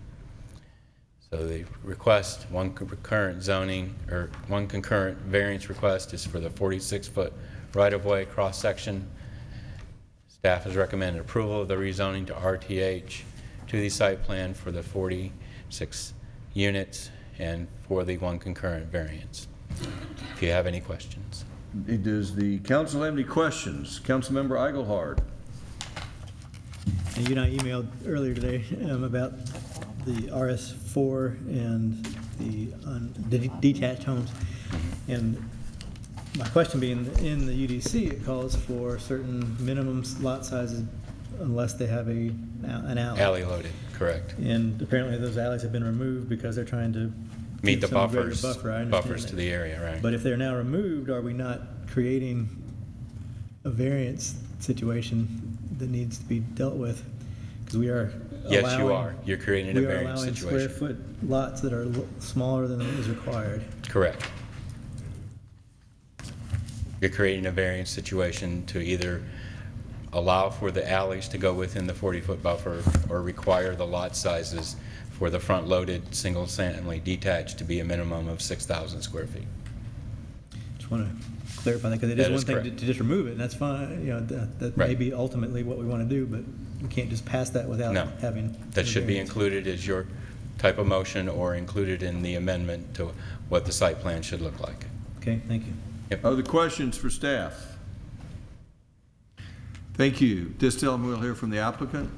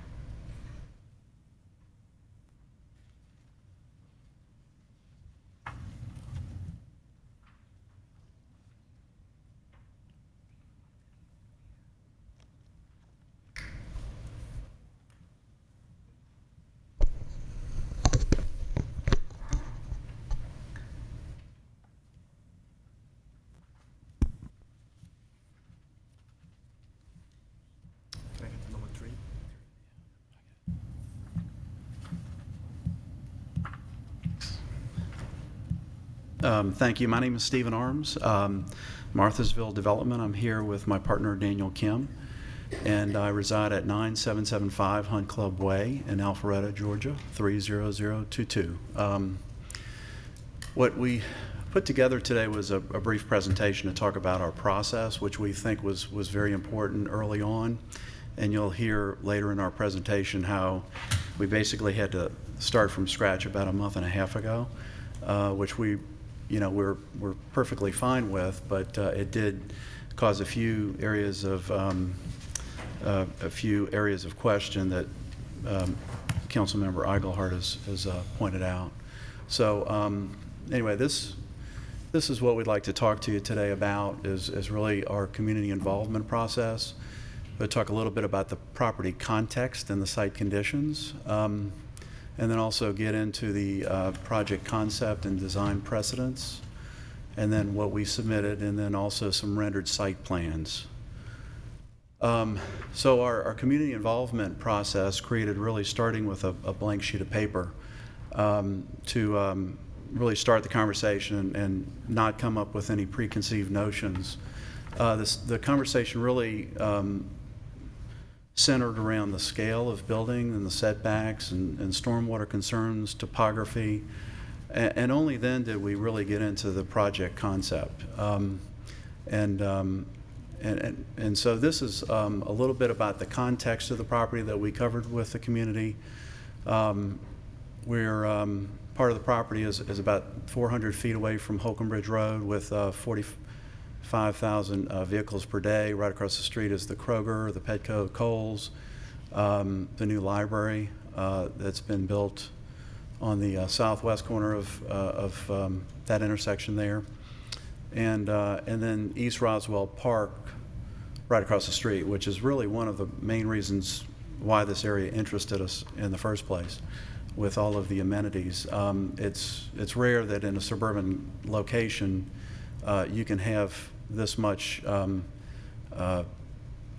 access to the amenities around this location. So this is a little bit about the context of the property, the conditions of the property, the topography, the stream, and it shows the two parcels, one to the south. We really began talking to Mr. Fouts, and then in the process of reaching out to our neighbors, we met with the church, and when we were leaving that meeting, we rode down their driveway and thought this would be a nice new main entrance into our neighborhood. So it was really organic. There was no, grand plan at first, and that's, I think, one of the benefits of going in with a blank sheet of paper and having, a very open conversation with your neighbors. Those opportunities kind of present themselves, and that one did.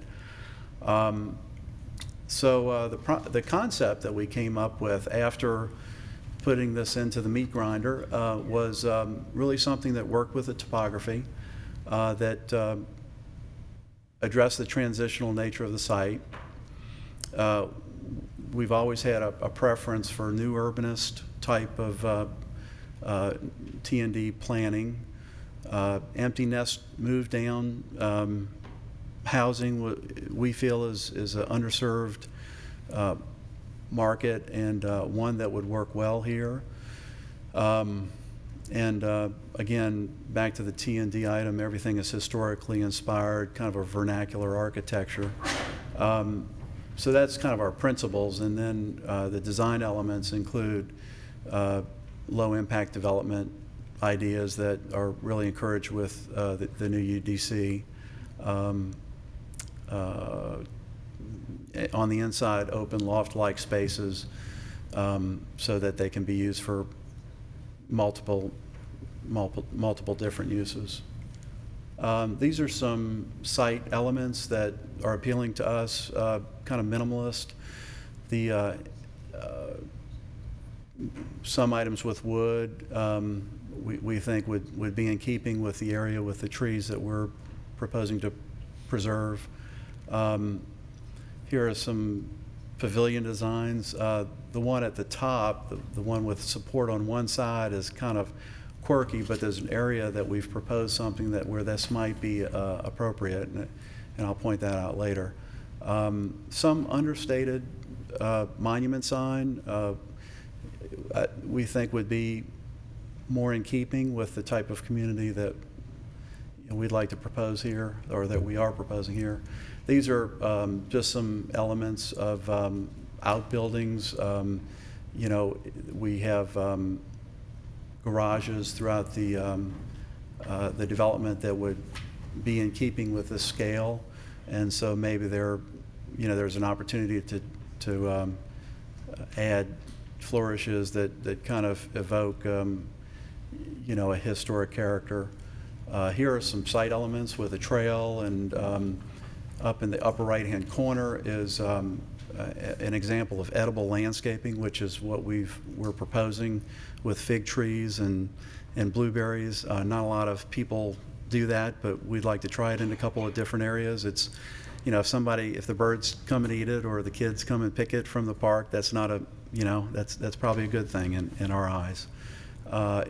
Here are some items relating to stormwater and faux curb up in the upper left-hand corner.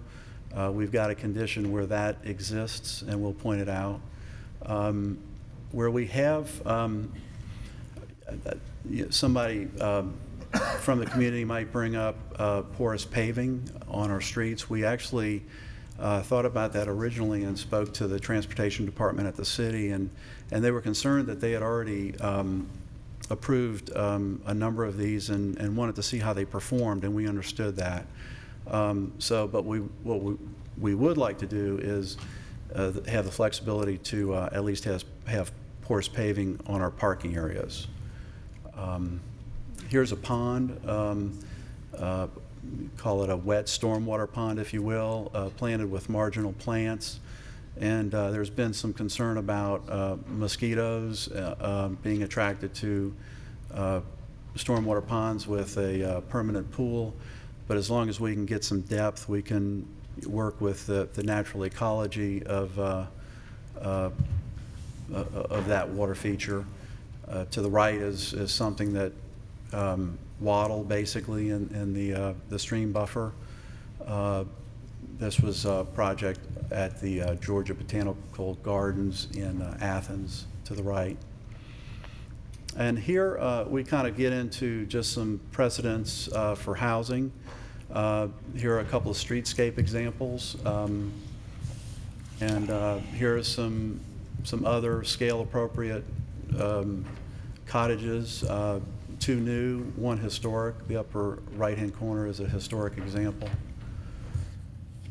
We put these in here because, you know, as we looked at them initially, we said, you know, these are kind of attractive, but they're probably not appropriate for, they're not vernacular Southern examples. So we put them in here, and we said the lower right is kind of a Pacific Northwest look, and the one up at the top is a little too beachy for us, and the one in the lower left is kind of East Coast. So Anyway, we put those in. There's attractive elements in each, I think, but again, style is one of those things that we really have to pay attention to and not just try real hard. We really need to hit the nail on the head, we think. Here are some examples that we do think are a little more appropriate. The one in the upper left-hand corner is our cottages. That's a cottage court. We don't have two anymore. We only have one. It's a little smaller, so this image may not be as appropriate, and they're a little larger than the ones that we're proposing. But they are in topo, and I think, you know, that it's a pretty special place. Here, we're getting into our attached and townhome units. We only have, the maximum number of townhomes we have per building is 3, and so these are probably not great examples. But the upper right-hand corner is a historic example of a duplex, also known as an attached product. I probably shouldn't have used the word duplex because that's kind of a dirty word. And here again are some other townhomes. The lower right is a historic example. The other 3 are, 2 are kind of mill village, 1890s to 1920s kind of vintage. The upper right-hand corner is more of a kind of Art Deco-y 1950s kind of look. Again, figuring out which is appropriate, and there may be multiple styles that are appropriate in the community that we're preserving, and something that we plan on studying more in depth and working with a design review board on. Here are just some interior shots, again in the lower right-hand corner. A little bit about what a mixed-use space might look like. And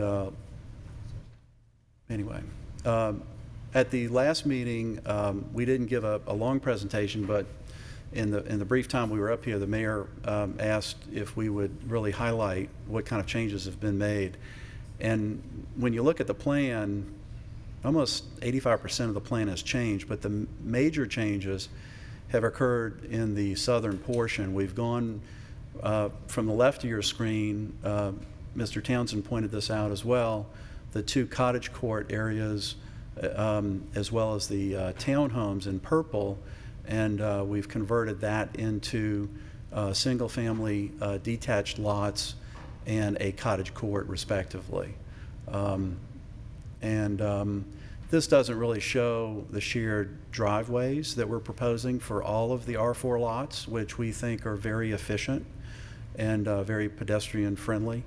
And we've got some other images to really highlight that. This was just a blow up of a part of the sheet that was presented. From here, we basically added some detail with houses on the R4 lots, and you'll notice that the block that includes the cottage court, units 39 through 43, is blank in this next in this image, and the reason why we're calling that the study block. The community asked us to really study this and look at ways to convert that entire block into a cottage court, and we're open to that.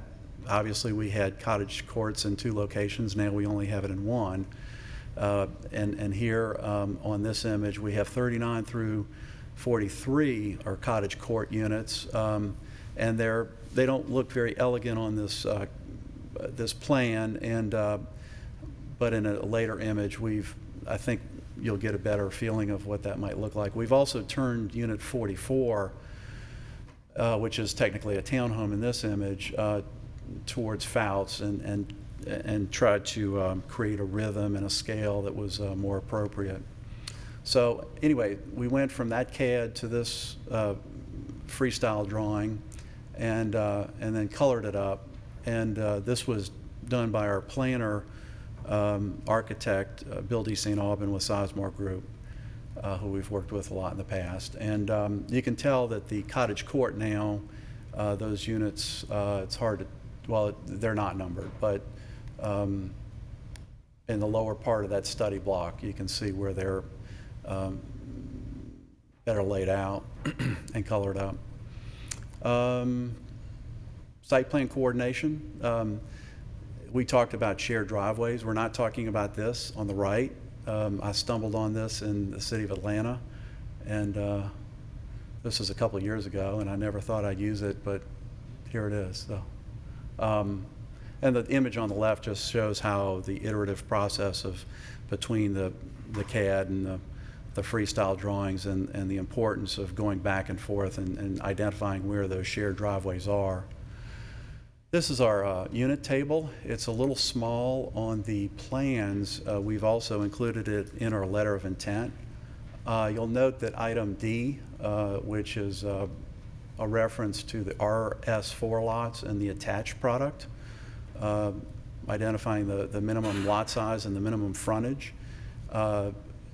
We identified if on alley or shared drive. Really, they're just as efficient as a rear access alley, but with a shared side entry garage, or driveway with side entry garages, you actually get more private space for those homes. You get to have an attractive front elevation as well as a private backyard, as opposed to having to dedicate that to your garage. And our topography really works with that concept, and we can talk a little bit more about that later. This is our one variance that Mr. Townsend mentioned earlier, 46 foot. It's very close to the historic cross-section, with the exception of instead of 17 feet, we have 20 feet for the drive lanes. When you're parallel parked on the site, when you exit the passenger side of the vehicle, you step right onto the sidewalk, which is, we feel, a better solution.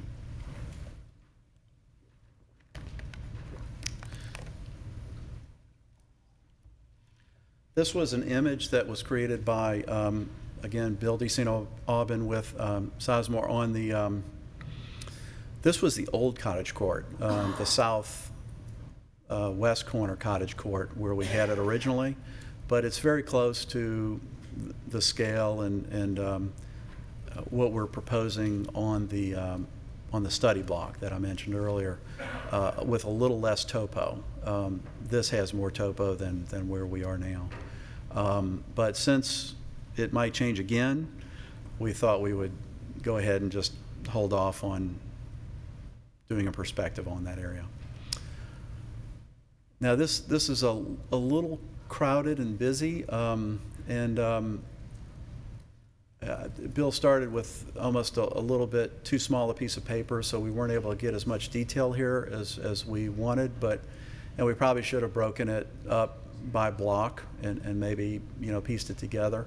But it really shows kind of the rhythm, the scale, the character of Fouts Road, showing the townhomes from left to right, and then transitioning into a cottage court scale in the center of the plan, and then at the very right we have what we feel is evocative of the farmhouse that's on the site right now. So we're kind of wrapping up here. The letter from the community, I think, identifies a lot of high priority items, and we've reproduced those here. The 40-foot buffer, it was a big change for us, but from the beginning we really wanted to work with the community, and we knew this was important to them, and we've been able to address this and comply with the 40-foot buffer on the south part of the plan, as we abut 12 Stones to the south and the east on Mr. Fouts' property. The site plan and townhomes are subject to design review board approval, so that's an added layer of protection.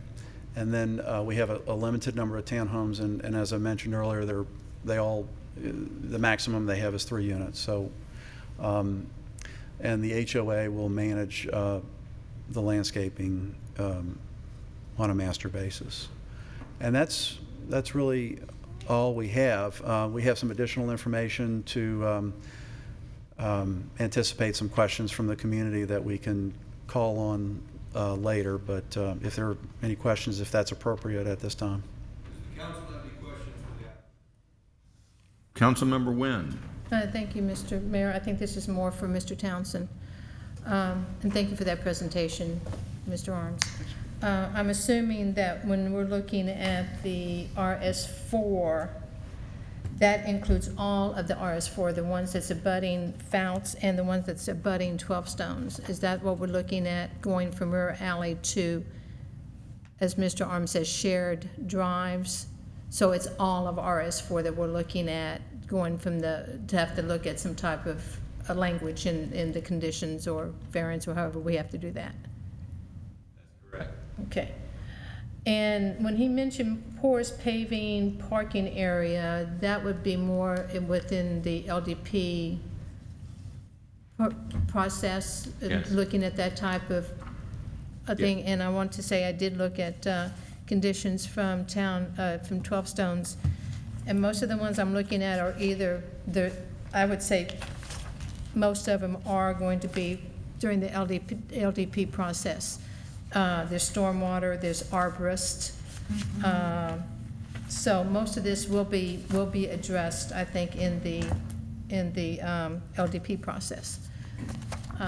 So anyway, I just want to make sure that I was correct on the, yes. And the one, Mr. Arms, you were talking about the community changing that one cottage court into everything being a cottage court. Is that the only change that you were looking at that the community wanted to make, was those 3 townhouses right there? I believe it is. That is. Well, I guess we'll find out when we listen here from the community. Okay, that's all I need. Thank you. Other questions? Councilmember Eichelhardt. I'm a little confused. Are we looking at the plan that will be, or you're saying that we're just going to pass it and the design review board will come up with what the plan would be? Councilmember Nguyen, do you want to respond? Yes, sir. No, I think when I was talking to Mr. Townsend about this, is that if we decide to change that courthouse or the cottage court to all cottage court, we would add that as a variance or a condition, that's how it's going to be. So, and I would probably, I don't know if I should say it now, but I was going to just say upon the approval of planning and zoning director, as long as it met the standards of the UDC and did not go over the minimum of the maximum number of units that we could approve tonight. So it couldn't go over the 46 units, and it would still have to meet the UDC without any type of variances. So that's what I was looking at doing, since there was no other time that we can defer. Let me see if I can understand this, because it's not been made crystal clear. Sorry about that. We have a site plan that appears to be firm, with the exception of the island adjacent to Fouts Road. I mean, Eves Road? Fouts. Fouts, which is in blank. That's right. And so what you're proposing is that we approve this. Now, as to this island where there could be cottage courts, is there a number of units we're going to approve? It would not change the total number, 46. There would be 8 in that island. So we're talking about 8 units in this space, and that configuration being unresolved. Correct. At this time. But the Correct. number of units would be set at 8. And what limitations, again, would be on those 8 units? Well, Mr. Mayor, first of all, I would have to meet the UDC without any type of variances, and not to UDC exceed. for what zoning? I mean, Cottage for what? court. For cottage you would court. have to meet the cottage court rules for UDC Yes, without without variance. any variances, upon approval of the zoning and planning director. Again, maximum units of 46 total, and it would have to meet the UDC without any variances whatsoever. If it became variances, then It'd have to come through the process. we'd have to start the process all over again. Does that clarify anything? That part, but my original question to Mr. Townsend, we're not meeting the UDC based on lot sizes.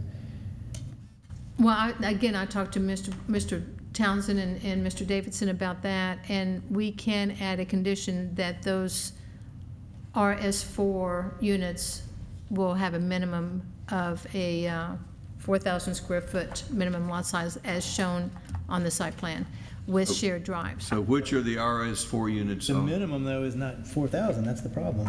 It's 6,000 if it doesn't have an alley. That's what I'm saying. Okay, my understanding is Mr. Arms had the added RS4 to the plan on the request of the community. And because... If you can tell me which is RS4. In the green, sir. Green is RS4 on this. And to also overhead. to Plus help... Plus two. Number 13 and 15, number 13 and 16 are also RS4 lots. Okay, yeah, okay.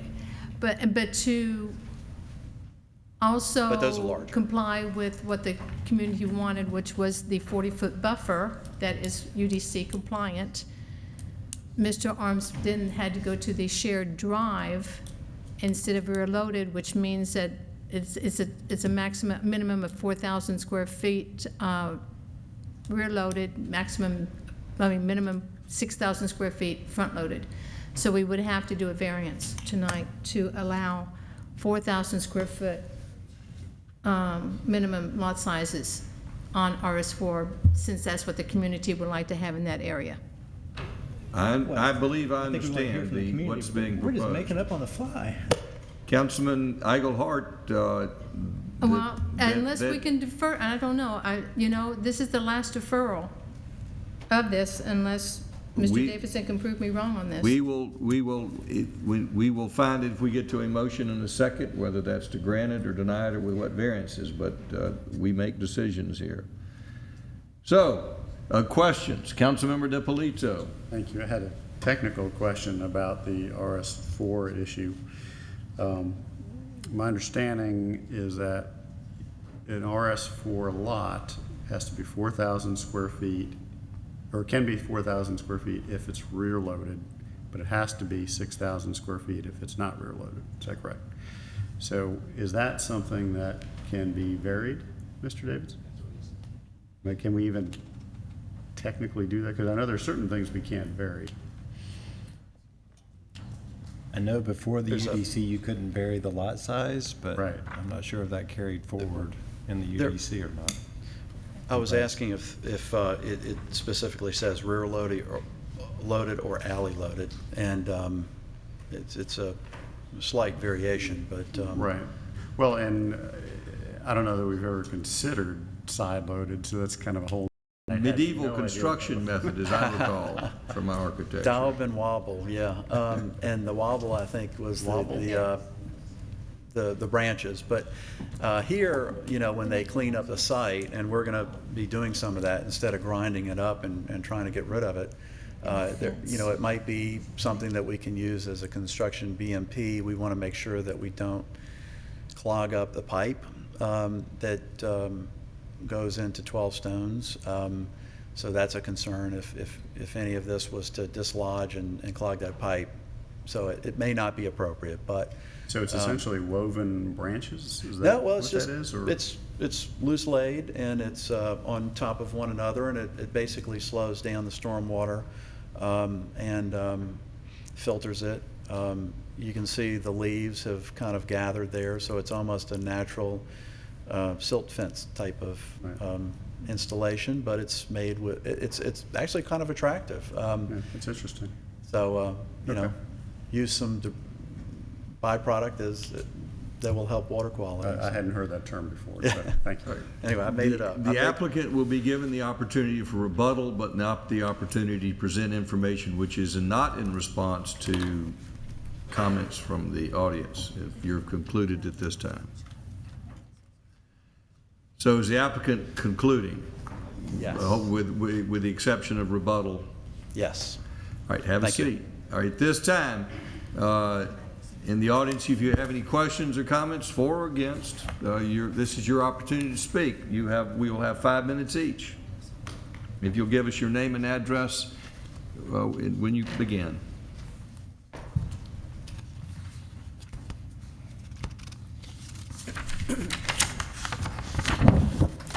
My name is Patsy Van Pelt, and I live at 9100 12 Stones.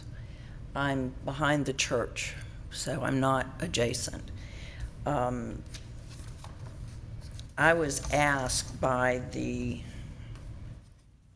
some of the members of the neighborhood at the March 16th meeting. Mr. Arms had asked for a single point of contact, and one of the neighbors asked me to take that on, and I agreed to do it. So what I've been doing since that meeting is attending the meetings and putting meeting minutes out and just transferring information back and forth. That's how we came up with the conditions that I sent in under my signature, but it is in request primarily for the majority of the homeowners that abut the property. We have many of those today. If you're abutting the property, would you stand up, please, just so you know who's here. These are homeowners that are directly against this property. And we have one honorary person, John. His home is just barely covered by 2 other properties. So they go along the east side and the south. I'm not going to go through these conditions item by item. Other people can speak to certain ones of them, but we do ask that you consider these very carefully. Next month, I will have lived in this subdivision 30 years. And I came there as a much younger person. I have invested a lot of my energy and my husband's energy and our money and our love and our home. And it's very important to us that new neighbors will have a quality place to live. We are not idiots in 12 Stones. We know this land is going to be developed. We just want it to be developed thoughtfully. If you are going to put something new in here, be very, very careful how you do it, because it will be a model. The other concern that we have is the remainder of Fouts Road. There are 2 other residential properties there, and I'm very concerned about what's going to happen down the line when those 2 individual homes on nice big lots perhaps come on the market. It's a very small road, and we'd like to keep it a safe and happy neighborhood. So I will leave the conditions to the other people that are here. I'm going to switch over just for a moment or 2 to speak personally of what I feel. I didn't get into this process at the beginning. I missed the first part because my husband was going to those meetings. And then I had to take over because he had a little back surgery, so it was my turn. And so I wasn't there for the planning meetings. But I will say this, I believe there are too many homes here. And Stephen does not agree with me. He has made it very clear that this is his, I believe, his number, the 46. But I think you really need to look hard and see if easing up 1 or 2 here or there is going to make it a little better. I really hope you will look at that and be very careful about those variances. Be very thoughtful. Thank you.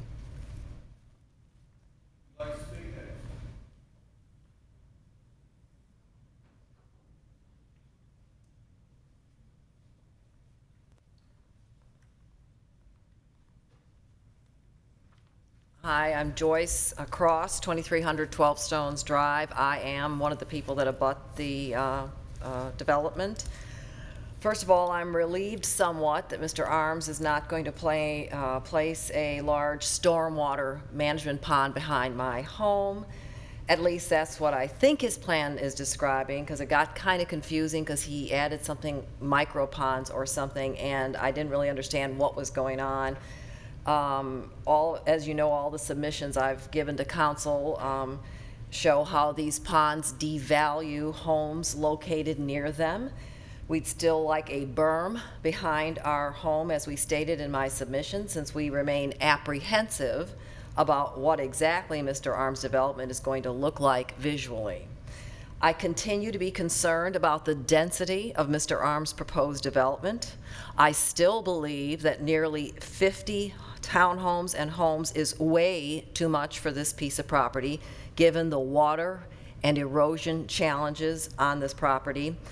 I see only the minimum city requirements for environmental concerns that I have raised throughout this process, and certainly it's not enough to relieve my suspicions that somewhere down the stream there will be flooding and erosion related to this decision by you tonight. The easiest way to cut density would be to eliminate the homes closest to the stream in the southeast quarter. It is troubling Mr. Arms' plan does not follow the UDC or the city's comprehensive plan, because it makes me wonder, why have a comprehensive plan or a UDC if you don't intend to follow it? I ask this body to be consistent in its voting for or against certain projects, and not let past relationships with this developer influence your vote here tonight. We've learned from Mr. Arms that he believes that only 2 council members intend to vote against this development, and that is very disappointing on many levels, the fact that we already know the outcome. So that's kind of disappointing to me. I myself personally have attended 7 small and large group meetings with Mr. Arms, and that does not include the 2 planning committee meetings and the first and now second full council meetings with Mr. Arms. And all he has been able to do is shuffle his game pieces around this development. He will not discuss any kind of reduction in density under no circumstances. He says he began with a blank slate, and I take issue with that, because on that slate has always been high density. And that also is troubling. It is disheartening to find myself in this position once again before you, fighting for what should be common sense development around single family homes in the city of Roswell.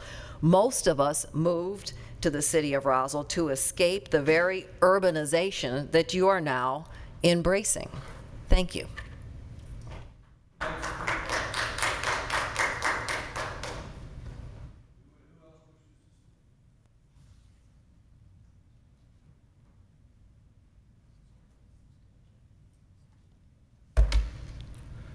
I'm just going to read because I want to make sure I cover all my points. My name is John Tanner. I reside at 2310 12 Stones Drive in Roswell, Georgia, with my young family. And we love being Roswell residents. We honestly do. We were able to enjoy the farmers market that was right downstairs this past weekend, and saw Dr. Price there, and was very pleased to see the involvement of you guys in the community. And so let's see. First, I want to thank you for your consideration on this important matter. It is definitely a pivotal thing in our lives for my young family, like I said. You have spent a lot of time, energy, effort, and taxpayer money developing the UDC and the city plan, which was approved as a final document to establish the protocol that we'd all make decisions by. When I served our country in the United States Marine Corps, we faithfully executed our duties by following similar documents and protocol. Law and order is what we fought for. The plan before us does not comply with the UDC or the city plan.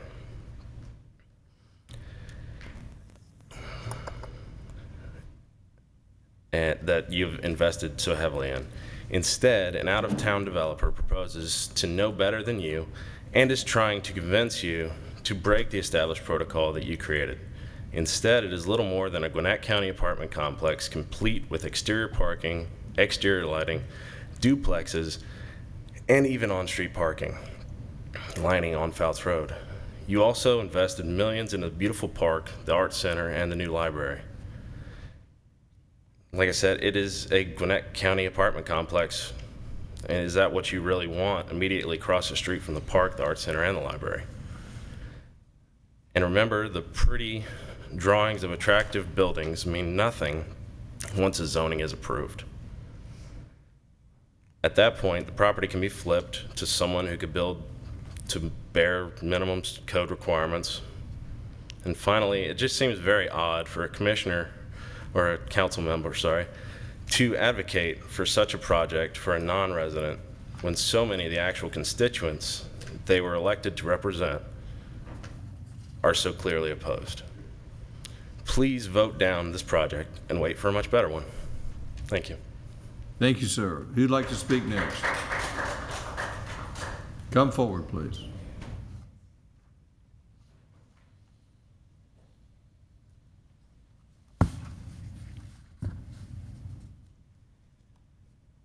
My name is Bob Richardson. I reside in the 12 Stones development at 8995 Stone Lake Court. And earlier we were talking about variances. Thanks. This is the UDC requirement for attached homes. It talks about if it doesn't have an alley, it's got to be a minimum 5,500 square feet per unit. So on 2 attached homes, we'd be looking at 11,000 square feet. Now, if you take, he's got 2, 4, 6, 8, 10 sets of attached homes. And unless I'm looking at this wrong, I don't see 11,000 square feet for each of those. So this is something additional we'd have to have a variance on. Going back to the cottage court, as it stands now, 5 units. I won't pull up the chart, but the UDC says it's got to be a minimum of 22,500 square feet, minimum width of 150 square feet, minimum depth of 150 square feet. I don't see that either. Now, he wants to put 8 on there, which we agreed to, but 8, you have to add another 4,500 square feet per unit. So in total, I think we're talking about roughly about 30 of the 46 homes we would need a variance for. So where does this conform with the UDC? And the final point I want to make is on Brad's chart that he put up.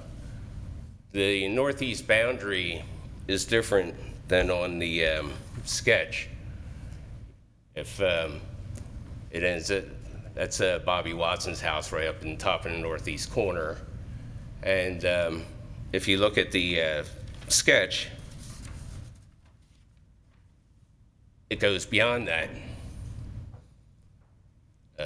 You would have to move it over halfway, you know, to conform with Brad's charts. Now, I don't know which one is right or which one is wrong, but if Brad's chart is right, then this affects about the 3 homes in the northeast corner. So that's all I have. Thank you, sir. Okay. Councilmember DiPolito. I'd like to get a clarification from staff. We've heard several comments that the project is not consistent with the UDC, in particular that the question about the house sizes and so forth.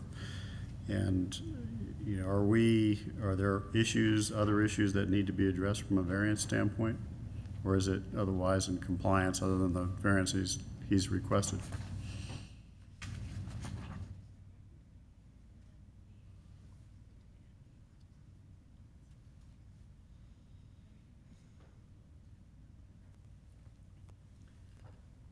I don't know specifically what they're identifying is not in compliance with the UDC, so I'm not sure that I can answer the.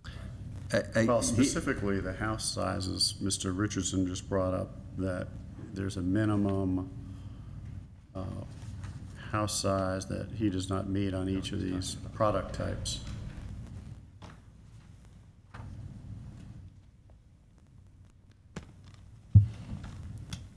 We can give them a chance to review that, Mr. Mayor, if you'd like to continue the public hearing while they're looking that up.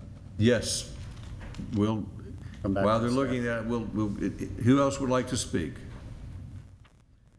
Anyone else wish to speak on this matter? Yes, sir, come forward.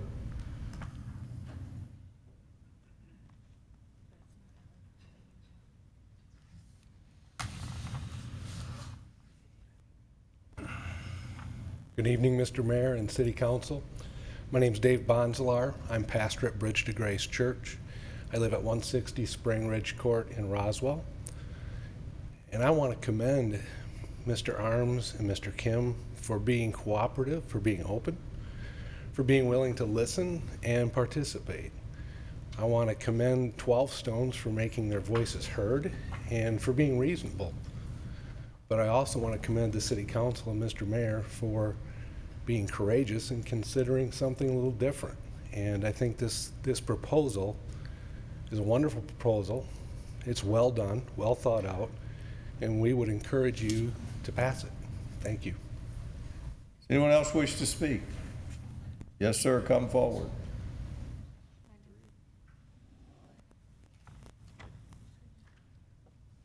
Scott Walker, 2290 12 Stones Drive. I directly abut the proposed development on the south side next door to Joyce and Jerry Cross.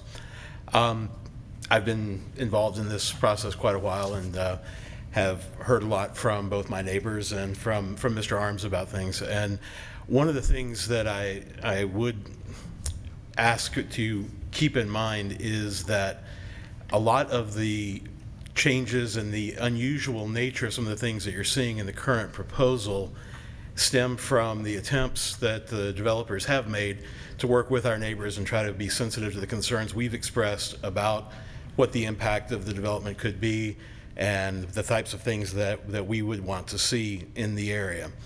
I have a different perspective on density and a lot of things than my neighbors do, perhaps. I'm not necessarily opposed to it. I lived on Ponce de Leon for many years, so I'm accustomed to being in a little bit more urban environment. I like being able to walk places, and I do think that there's a lot to be said for the type of approach that Mr. Arms wants to take here. The ability to connect into the walkability of the neighborhood. I mean, obviously now we get to walk to a library, we get to walk to the park. I just walked back from playing disc golf in the league that I run on Monday nights this evening before coming here. And I think that there's a lot that has to be taken into consideration for this type of development. The original proposal to do the cottage court developments and land zoned RTH would have been acceptable as it was originally developed under the UDC with the variances that were originally called out in the original proposal. The RS4 lots, the lot sizes, those sorts of things that we're having to look now at, can we vary these, can we accept this, are there now because of the attempts that the developers made to try to be sensitive to our concerns about the size of the houses, about the size of the lots, about the nature of the buildings there. So I guess I've gotten to know Mr. Arms fairly well over the course of the last several months. I feel a little bit of sympathy for him being, to a certain extent, beaten up over things that he's tried to do to be responsive. And so it may still be the case that you need to take a hard line on not varying from what's in the UDC. I can certainly understand and respect that, but I would ask that you keep that in consideration as you think through this. I know our neighbors have put forth a lot of conditions in an email to the council that they want to see addressed, and I can certainly understand many of those things. I do think that for many of them, as Councilmember Wynn pointed out, a lot of those are design review board, land disturbance permit issues that will have to be addressed at that point rather than as conditions of zoning. A lot of things are more expressions of desire than necessarily something that can be, included as a condition of zoning. So I do have concerns. I mean, Mr. Arms and I have talked a lot about this. I would love to see him and Mr. Kim develop this rather than see it get flipped to someone else. I know that there would need to be additional consideration to any changes to the site plan that would be made if someone else did pick up the development, but it does concern me. I would not like to see things change significantly from the current plan, but I do think that the odds are good that this plan is better than many we might get under a different developer. If someone were to go in with a proposal to build a handful of houses on, RS-12 or RS-18 size lots, I think there'd be a lot more land disturbance. There'd be a lot more impervious surface. It'd be nearly impossible to be as sensitive to the topography and the special, the slope and the conditions of the land with bigger lots, more, large houses. So again, I would ask you to keep all those things in mind as you consider this. Appreciate your time. Thank you. Thank you, sir. Does anyone else wish to speak? Yes, come forward, please.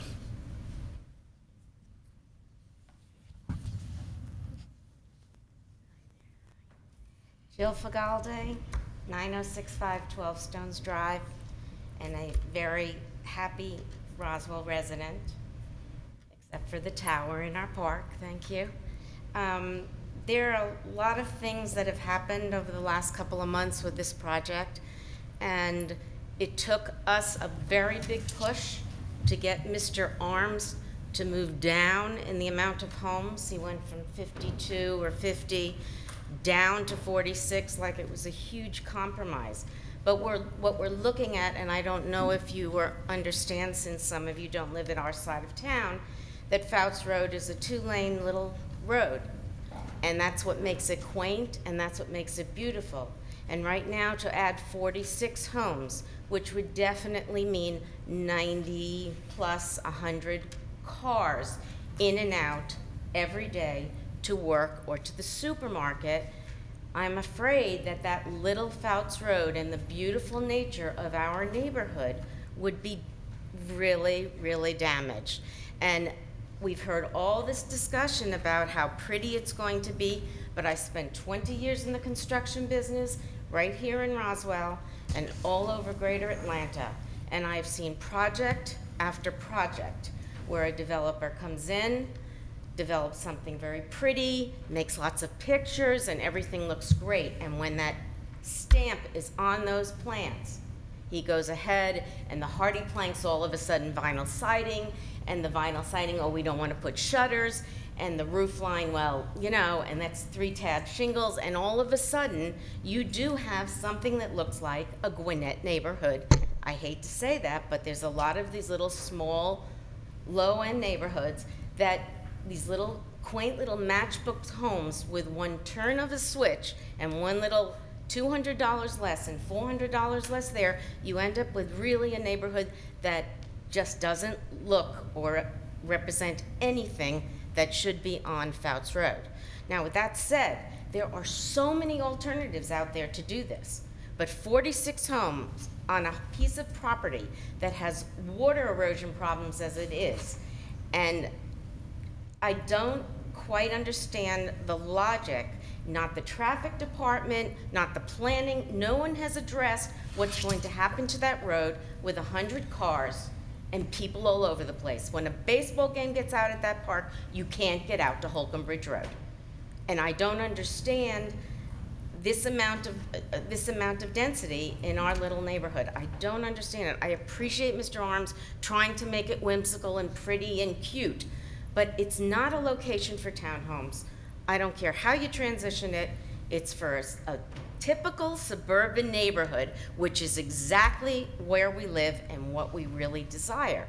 So we want to see something, but we don't want to see 100 more cars on Fouts Road. There's just a lot of practicalities about safety. It's a public park. That's the whole point of a park. We don't citify a public park. We already put a tower in it. enough already. Thank you very much. Mr. Townsend, have you gotten Mr. DiPolito's answer yet?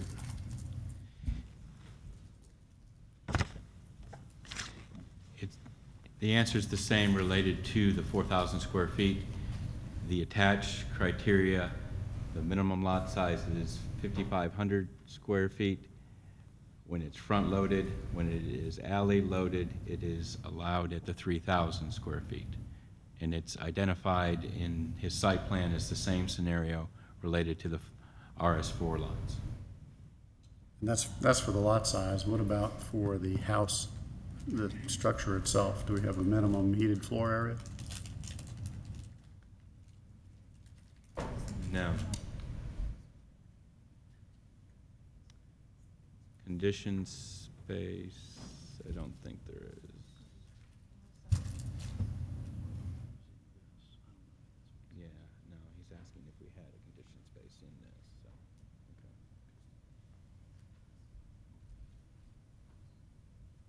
okay. No, there isn't a conditioned space in that section. There isn't a air-conditioned space in that requirement for attached house. Oh, say that again. There isn't a minimum lots, minimum building space, air-conditioned space for the attached house criteria.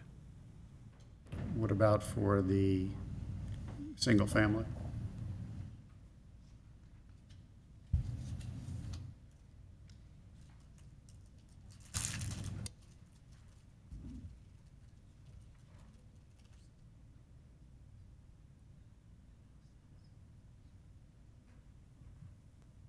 No, there is not a square footage minimum lot size for the single family.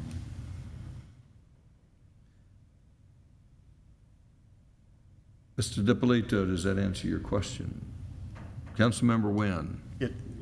I'm sorry, it does, regarding the house sizes, I guess I'm still unclear as to the lot sizes. So the attached homes do not meet the standard, so the only ones that do are the townhouses?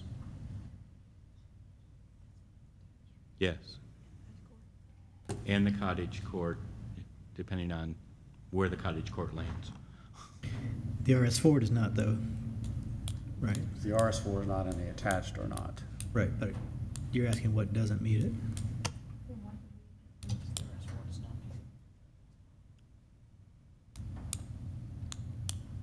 All right, council can, if they don't have any more questions at this moment, is there anyone else in the audience who wishes to speak before we allow the applicant rebuttal?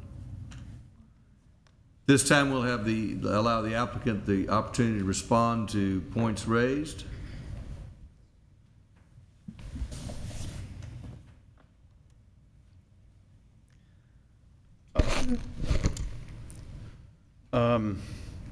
Well, there were a couple of things. I don't think I've ever counted votes with the community, as Ms. Cross mentioned. I think that would have been inappropriate. But, you know, I think I did point out that staff had approved it and Planning Commission had approved it. And, but I just think that would have been in poor judgment if I would have counted votes. But I can tell you, I don't know how this vote's going to go. Yeah, me neither. So anyway, she did also mention that she, you know, would be nice if there weren't any homes in the southeast corner. It just so happens that that's where she lives, so it's nice that she's thinking about her neighbors, I guess. Anyway, sorry. The cottage court area, the study block, you know, if my single point of contact is going to kind of say one thing and then change her mind, I don't know. I mean, I almost would prefer to just get this approved if, you know, ask for approval of this. We've had are 4 lots on 40-foot fronts and attached lots on 30-foot fronts from the get-go, because in our table, we've always identified if they're on alley or shared drive. It's unfortunate that we found out about this 10 minutes before your meeting started today, that there was going to be an issue. We thought that was, the city was okay with that, but perhaps not. You know, I don't know what else to say other than, you know, maybe just to try and answer any questions that you might have based on anything that resonated from the speakers. Councilmember Wynn. I'm sorry, Mr. Arms, this is for Mr. Townsend. Okay, so what I'm hearing from you is that the attached homes, since they are front-loaded, do not meet the UDC requirements. Is that what I'm hearing? And yes, I did, you know, I'm still on a little bit of medication here, so, you know, forgive me if I'm being redundant, but I just want to make sure I'm hearing what is clear here. What is clear, when the code calls out the designation for the minimum lot size for the attached unit, it should be a minimum size of 5,500 square feet if it is front-loaded. What the applicant is representing... Front or rear-loaded? Front-loaded. Thank you. What the applicant is representing is he is going to have a shared drive which will go between and access behind. So he's treating that almost like they are rear-loaded. It's a semantic determination. So what you're saying is we recognize front-loaded and rear-loaded, but not the joint driveway side-loaded. We haven't anticipated that. It doesn't really address that situation. It's silent in our code as to how we would address Well, that. because Mr. Arms had to bring it up, you know. Well, he's helping us along the process, so we're going to have to determine. Could you give me a definition? Do we have a definition of an alley? I mean, can a shared driveway, how you're describing, fit under the definition of an alley? Because I like the idea of shared drives, and if all the attached homes and the RS4s are shared driveways, to me that's less impervious surface, plus, you know, it does help out a lot. So I'm just trying to figure out, because I don't want to start throwing variances of all sorts of out tonight at 20 till 10, so. The alley definition is a public or private thoroughfare which affords only a secondary means of access to the abutting property. And what we need to, Mr. Davidson, do you have any opinion on that? Is a side shared driveway a secondary means of access? I'll pine in, I think it is. You believe it could qualify as an alley? Yes. We'll see how the council feels at the end of the day. And if I just can finish out, so if that's correct, and the RS4s and the attached are all side or shared drives, and the planning and zoning director feels that the definition of a shared drive is under definition of an alley, then no variance would be needed. Not for the minimum lot size, correct. Okay. The only variance then we're still now looking at is the road size. Correct. Okay, so how you're looking at it and how you're interpreting alley, shared drives fits within that category. Correct. Okay, thank you. Other questions? Councilmember Orleans. Go back to the definition you just read. I thought you read, Brad, that it was public. Public or private. Public or private access. Correct. And what would you term as access? Getting to one garage or more of a public access? I think with the UDC, the context of access doesn't have to, for the front door to have access, it doesn't have to be for the car. If you look at the attached or the RS4, their front door still faces the main primary street. It has public walking access to that primary street. The cars just have access to the rear.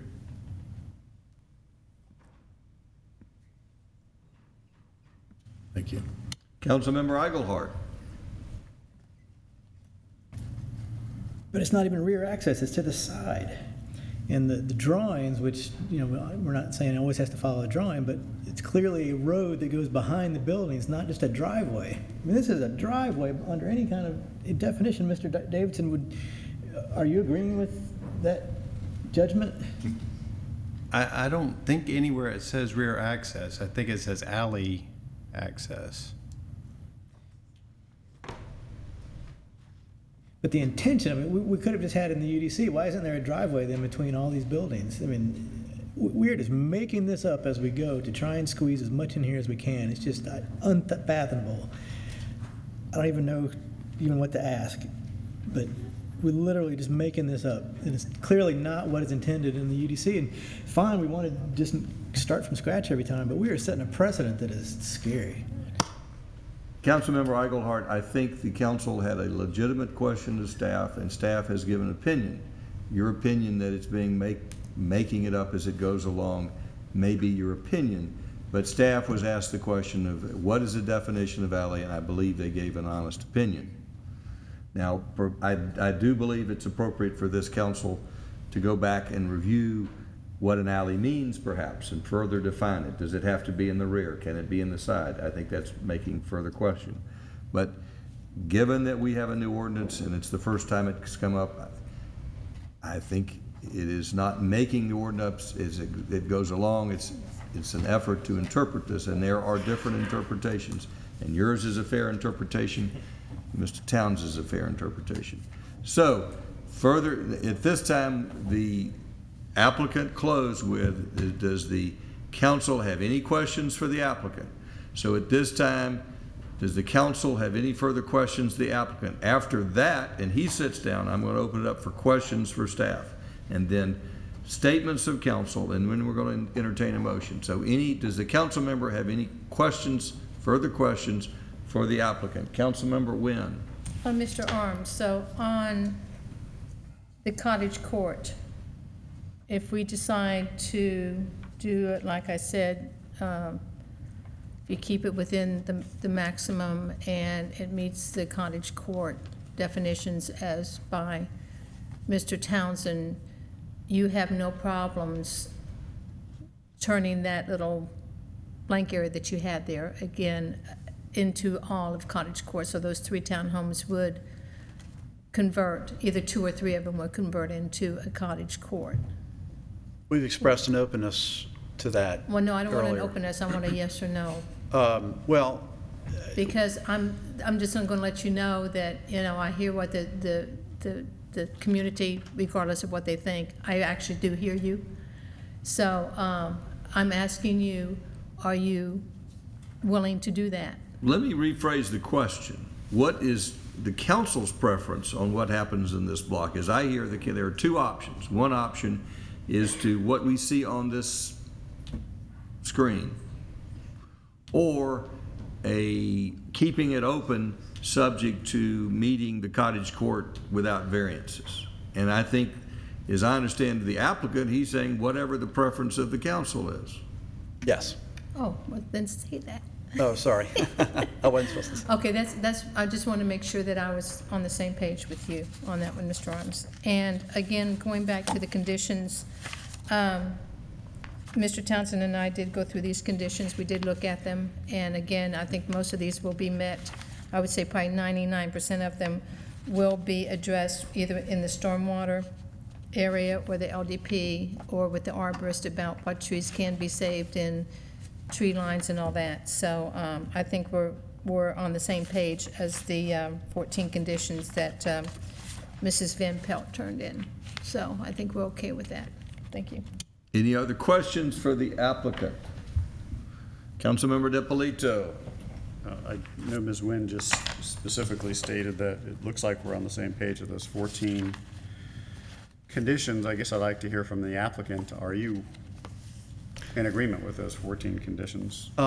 There were a couple, and they relate to stormwater that we had a problem with, and we really just didn't want to tie our hand and they relate to primarily the stormwater ponds behind Mrs. Cross's house. Okay, and what, And I think those were numbered 4 and 5, if memory serves. 5 and 6.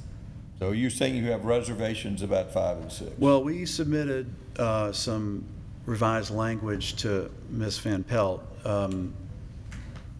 I think it was just yesterday, and we didn't hear anything back, so we're assuming our response was acceptable to the community at large, but possibly not to Ms. Cross. what were the changes? Because she has in here a series of swales replacing the retention pond. And then I guess the second one is the series of swales will include additional plantings to manage the stormwater. Did you have an issue with the series of swales? Councilmember Dipple, my reservation would be ultimately our stormwater people, what they would approve, whether they approve the swales or not. So the neighbors may approve swales, but ultimately stormwater needs to approve this as an engineering measure. Right, but if the starting point is to have a series of swales and it's just not feasible, and it's better to retain the stormwater in the pond than it is to have a series of swales that don't work, obviously. The three ponds that you see in series there at the southeast corner, they show water in them, but we're really just representing that those are stormwater features. We do believe those would be dry. That they would be linked by swales. I've called them micropools in the past, but that's not a technical term. They're more like depressions, dry ponds, if you will, but they're primarily meant for quality, with most of the quantity management being handled by the pond in the southwest corner as well as to the north of the site. So what you're showing is not necessarily a series of swales, it could be a series of smaller ponds. Depressions linked by swales. Okay. To quantify. All right, thank you. If water flowed into that, how deep would it be before it flowed out? Again, that's more of an engineering question. Our engineer is here and he could possibly answer that, but until we get into the engineering within the LDP process, we won't know the exact answer to that. It might be 3 feet, and then it would drain off or percolate. So is it your goal to have it retain as little, make it a water quality feature and retain as little water as possible, but you've got to meet the engineering requirement? Correct. Other questions for the applicant? Councilmember DiPolito. Thank you. We have a site plan in our package, and typically we refer to that site plan. In fact, I believe our resolution refers to the April 29 site plan, which is slightly, your rendering has more detail on it, and I like that level of detail because I think you can really start to understand sidewalk locations, how the buildings relate to one another. This, to me, works better, as I said earlier, than the actual site plan. So is it your request that this is the rendered site plan is the final site plan? In other words, it's the engineered site plan, but the detailing would be included from the rendered plan. If that makes sense. There is some cleanup that needs to be made specifically on lot number 18 here in the southwest corner, where this is more accurate. This at this point does control what's going on with the CAD files. As you know, there's a point at which the CAD files will control when you go out to bid and in the LDP process, but the CAD files will mimic this drawing the next step when we go to clean up the CAD file. In fact, we've already started that process with these red lines over to the left-hand corner here, and we've got a similar drawing for the right. So, but yes, the plan that you identified is a more accurate drawing of what we want to build than the CAD file, because it does include that additional level of details. For example, the shared drives on the R4 lot don't even appear on the CAD files. They do appear here. So the So record, the intent, so for, if Councilmember Nguyen recommends approval, she could add in that rendering as the intent of the site plan. for the record, I'd like to get what are we calling this site plan on the overhead? The site plan which you are asking that this council We adopt? call it the rendered site plan or the colored site plan. Mr. Davidson, are you comfortable with that identification, or do we need to be more specific on the record? I would probably, I think Councilmember Nguyen has said Plan A, Plan B, label them, go ahead and label them, and that way we'll know what we're talking about in the minutes. So on that document, the one which you're asking this council to look at, why don't you call that Exhibit A or Plan A, or just write on there, right now? So there'll be no confusion in the record. I think probably Exhibit A would probably be better than Plan A. We can call it Exhibit A. That way we're not getting it confused with the plan that's in our packet also. Put Exhibit A on it and put a date on it. I think there'll be no confusion at that point.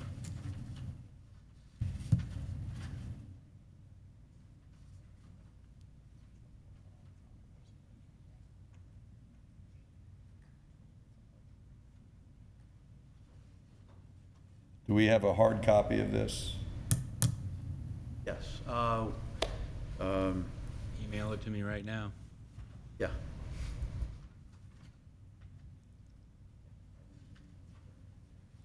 Okay, I'll do it. All right, so the record is going to identify this as rendered site plan Exhibit A. I'm sure Mr. Armstrong will give that to Mr. Townsend as soon as, if this passes. Any other questions for the applicant? You may have a seat, and the question may arise later, but at this time, I'm going to ask the council if they have any further questions for Mr. Townsend and staff. Councilmember Eichelhardt. I'm going to go back to the definition of alley, because looking at thoroughfare, it says this is from Merriam-Webster, a street open at both ends, a way or place for passage, conditions necessary for passing through. How is a side driveway a thoroughfare? If that's part of the definition of a public or private thoroughfare which affords only secondary means of access to abutting property. That's the alley.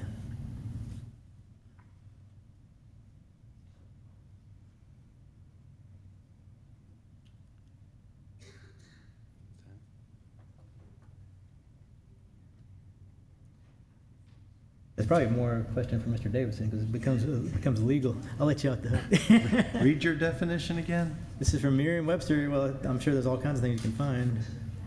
Well, now, this stupid thing. If I could get this pad to work, I would be happy to.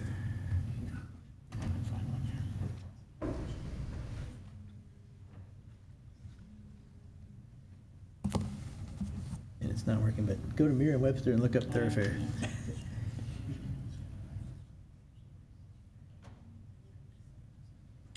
I guess my concern would be a cul-de-sac is maybe is not a thoroughfare, but it's not an alley. I mean, we've got lots of cul-de-sacs that wouldn't qualify as alleys, and if we went that with this strict definition of if it's Well, it just seems like I'm not oftentimes sure we're what about alleys are and about what things are. cul-de-sacs. Well, just when we're not sure what things are, we go to the definition. That's what Mr. Davidson's always told me. And then you look at drawings that say this is what things are supposed to be, and clearly it's not a side driveway. I just think I think it's a legal question that needs to be decided because we're setting up a major precedent. Well, at this point in time, Mr. Davidson and Mr. Townsend, the additional information that Councilmember Eichelhardt has given you, do you need more time to discuss that, or do you have an opinion, or has your opinion changed? So let me re-ask the question. Given that additional information, Mr. Townsend, in your opinion, does this shared drive meet the definition of an alley? Secondary access as alley loaded, yes. Mr. Davidson, has your opinion changed? I agree with Mr. Townsend still. And I think Mr. Eichelhardt makes a good argument, but I don't win all my arguments either. I just lost one this morning. Other questions for staff or comments you'd like to make? At this time, comments or questions, and then we're going to call for a motion. This is your opportunity for comments or questions. I see no hands up. I'm going to entertain a motion. Thank you, Mr. Mayor. My motion is to approve the site plan and with the following conditions from staff. Number 1, add and rendered site plan Exhibit A on the first one. Add number 5, I should say approve the site plan and the variance for the 46-foot road. And number 5, that the DRB will review this project with the exception of the RS for detached houses. And the reason I'm doing that is because DRB does not look at detached houses, but they will look at all of the other aspects of this project. So that would be number 5. And I think that covers it. Unless I'm missing something.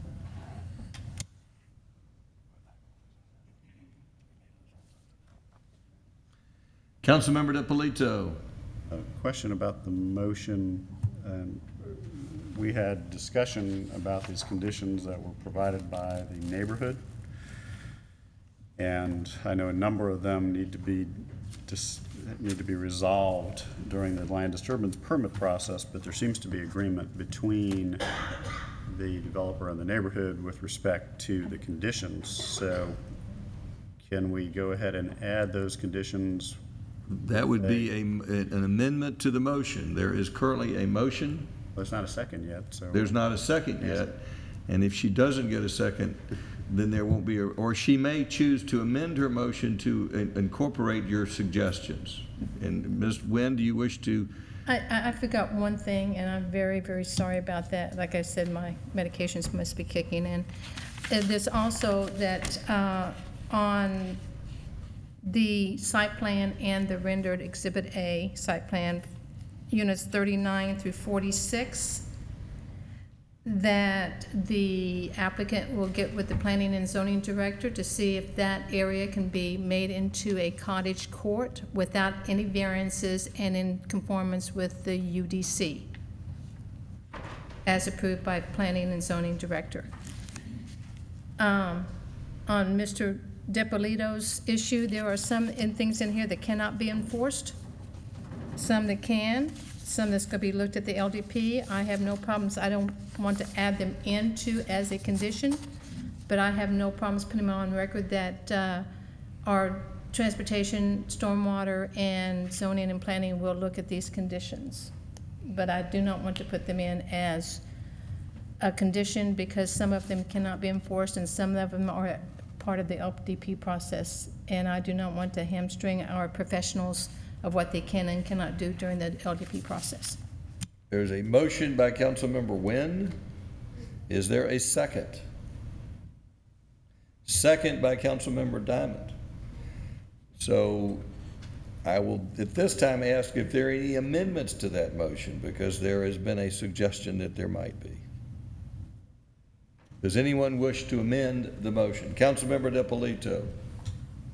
I would like to suggest that we find a way to incorporate the conditions that have been requested by the neighborhood because these are items that are important to them. And, I know the staff needs to have some latitude.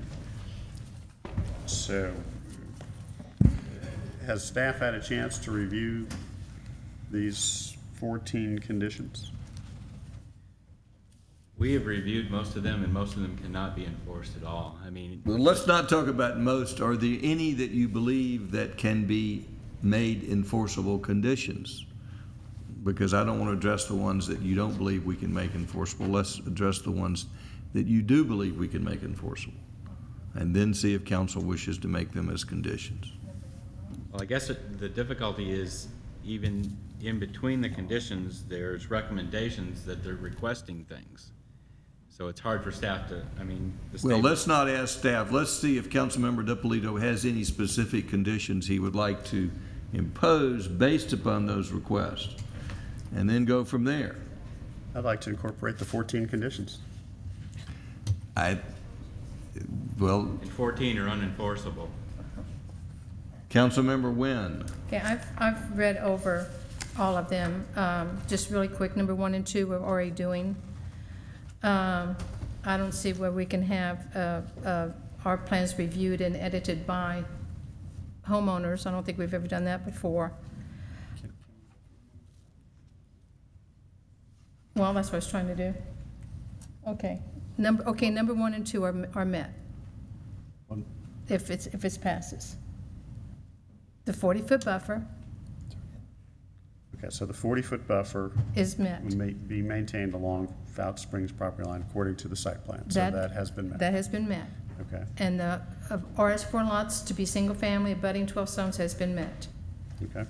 Number 3 is a sketch to have reviewed by, let's see.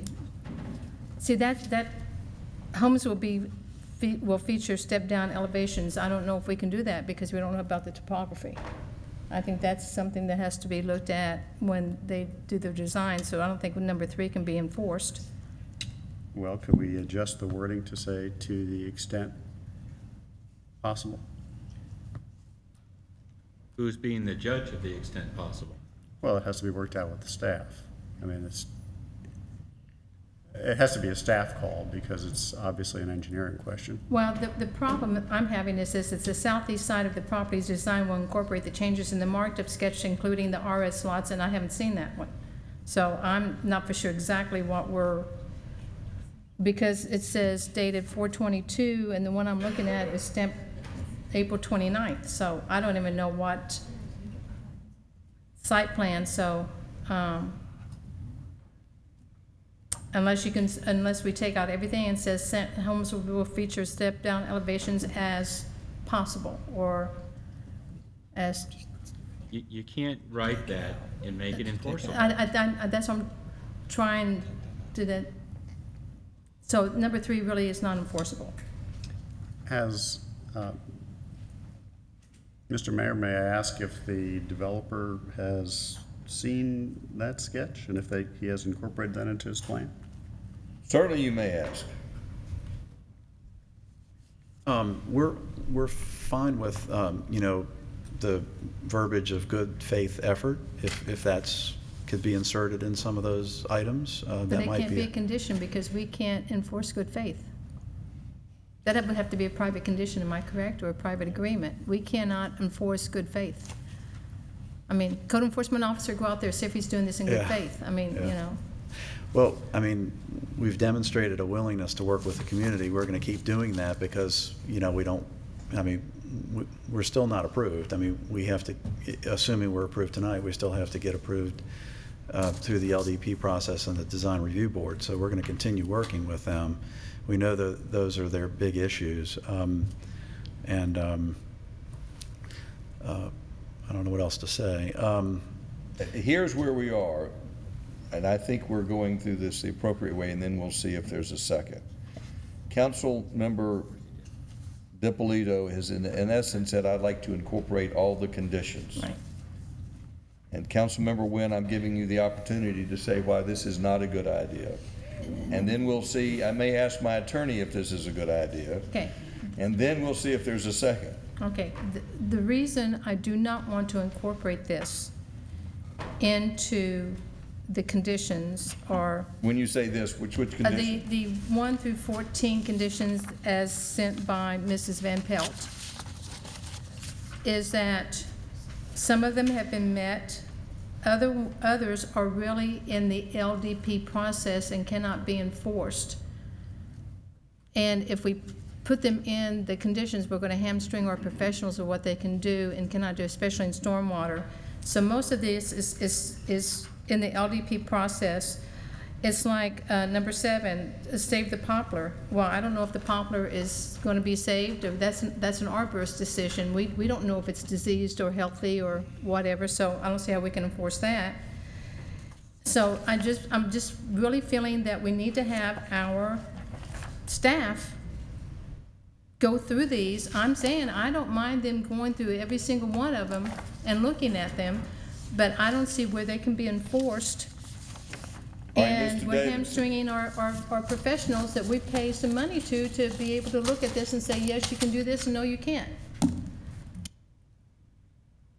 So no, sir. Staff has told us that they don't believe these conditions can be enforced. Councilmember Wynn is concerned about it. Does our great legal mind have an opinion on this? I think there are a couple that probably could be enforced, but. Well, let's look at the 2 that could be.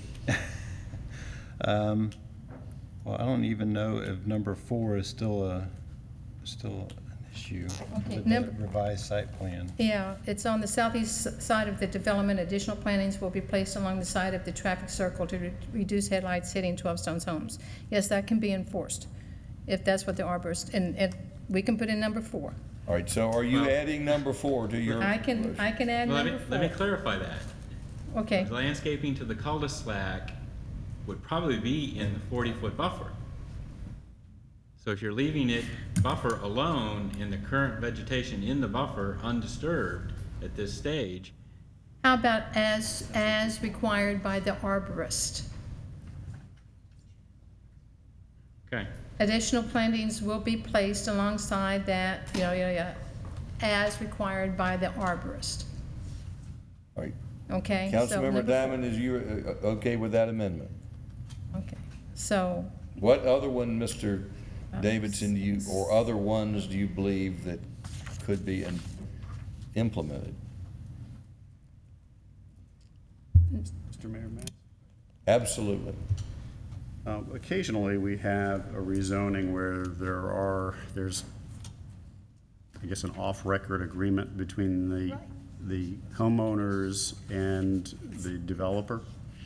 And is there a way to acknowledge that these conditions are I would like to address that. Okay. I am totally opposed to any of those, ever. And as you remember from the Nesbitt Lakes subdivision, that came back. Right. And that was Problem. why I'm totally against those. Right. If this developer goes belly up and another developer comes in and there's some agreement between them, we have absolutely nothing to do with private agreements. So we can't enforce them. Right. And my concern is at this stage in the game, trying to put together an agreement when we don't have a consensus in the neighborhood. I mean, I think it's totally appropriate to instruct staff to take all of these conditions into account and to do everything, and to tell DRB to take all these conditions into account when they're looking at this. And you would like to see these conditions met. However, I would not make it a condition of this.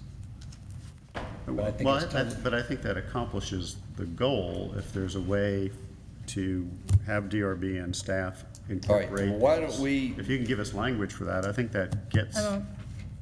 can I do this real quick? Okay.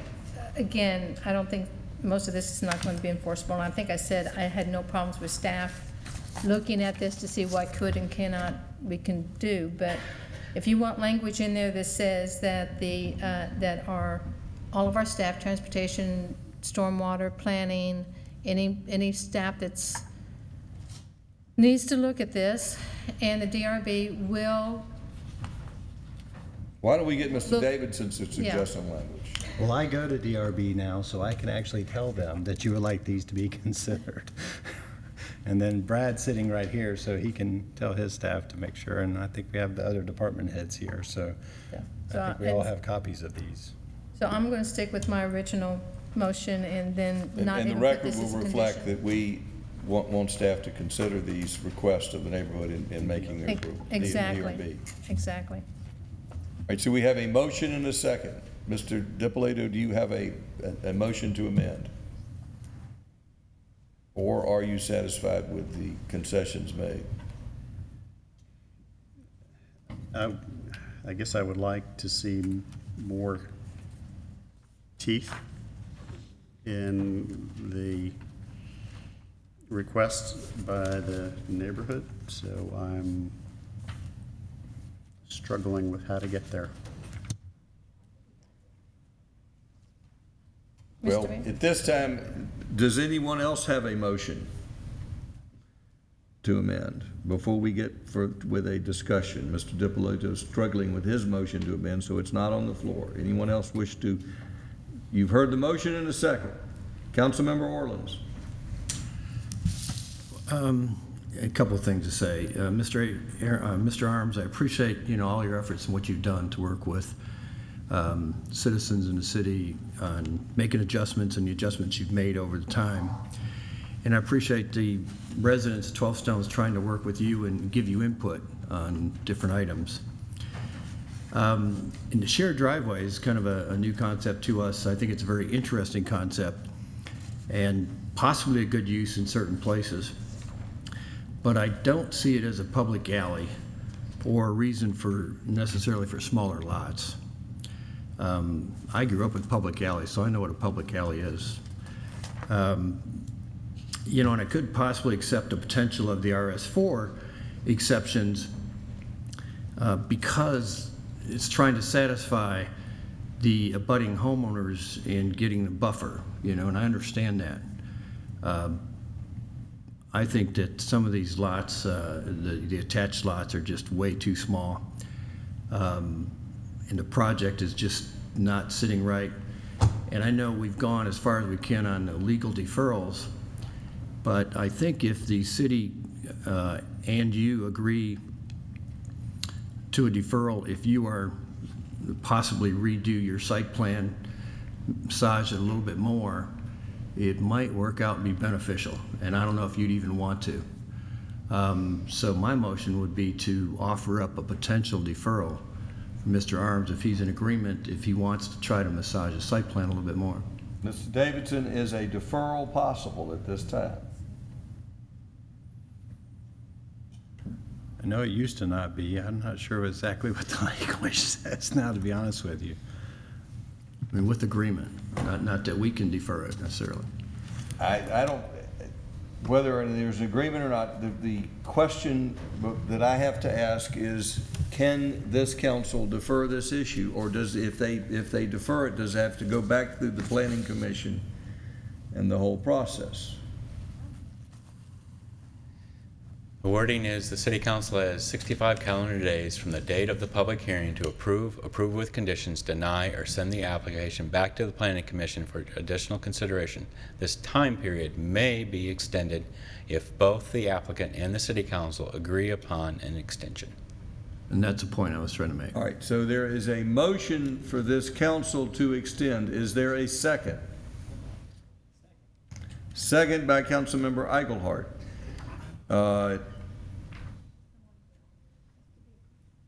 So the question to the applicant is, the applicant, I can't tell you whether this council, how they're going to vote, but I've got a motion and a second. Is this applicant willing to an extension, agree to an extension? Mr. Mayor, before we go that far, I'd like to know, I just heard an extension for how long? I did not hear. Councilmember Orleans, what would be the extension to May the 27th to June? Since we are out of the normal time frame, I guess it's more up to Mr. Arms. If he feels there's anything he could do to make adjustments, he may not even want to agree to deferral. He may feel that this is his final deal. Okay. As I understand it really, from the gist of the neighborhood, there are a lot of smaller issues, but the overall number of houses seem to be the big issue. And so are you saying that you could grant an extension with the expectation of less houses on the lot, or there's something else this applicant might give some guidance, what you're seeking to make this a doable deal? Well, and I'm one of potential 7, so everybody else can fit in. But yeah, I think the attached homes with 3,000 square foot lots is just way too small. And I think using the shared driveway as the alley access it doesn't fly. So yeah, I think he just needs to look at the overall site plan. I think the cottage courts are a good concept and a good layout. And like I said, I was willing to go along with the RS4 because that was trying to satisfy the neighbors on getting their buffer in certain areas. So those are just some of my thoughts. And whether he feels there's any potential of what he's looked at and what he's dealt with, or if anybody else on this dais has any other thoughts on it. There is a motion and a second for deferral.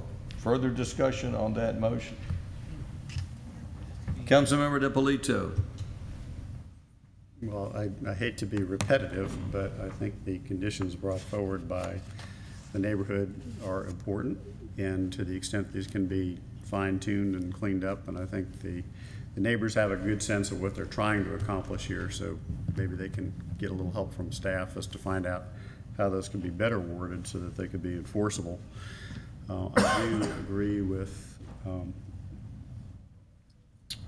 Councilman Orland's that the density and the size of some of these lots is a concern, and I think we can give enough time to try to work through all that.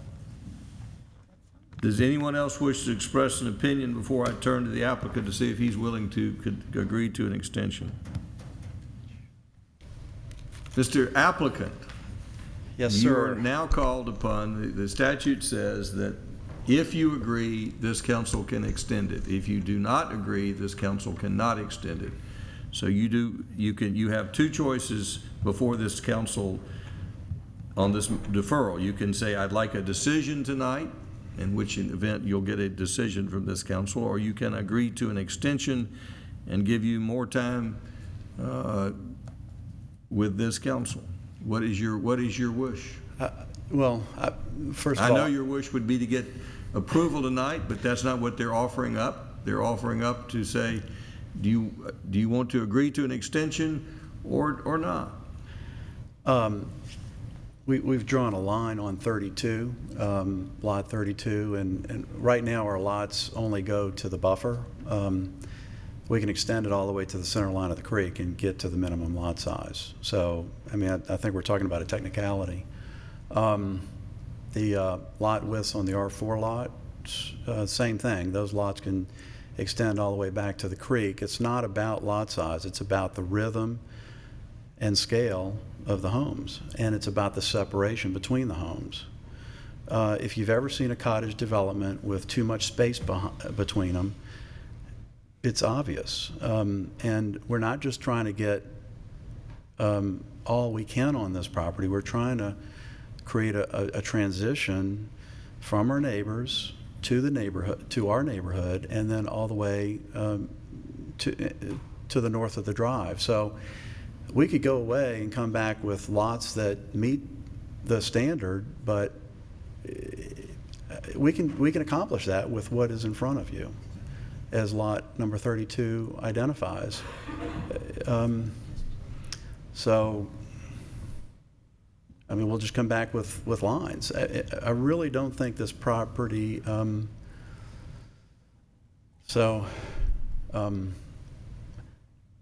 I don't think that's going to make the neighborhood happy. I really don't. Well, if it makes you happy, that's another thing, but. I'm not expressing an opinion. You've got to, your call tonight is Councilman Orleans has moved for deferral. There is a second. You can agree, you can ask for a decision tonight, or you can agree to a deferral, and that is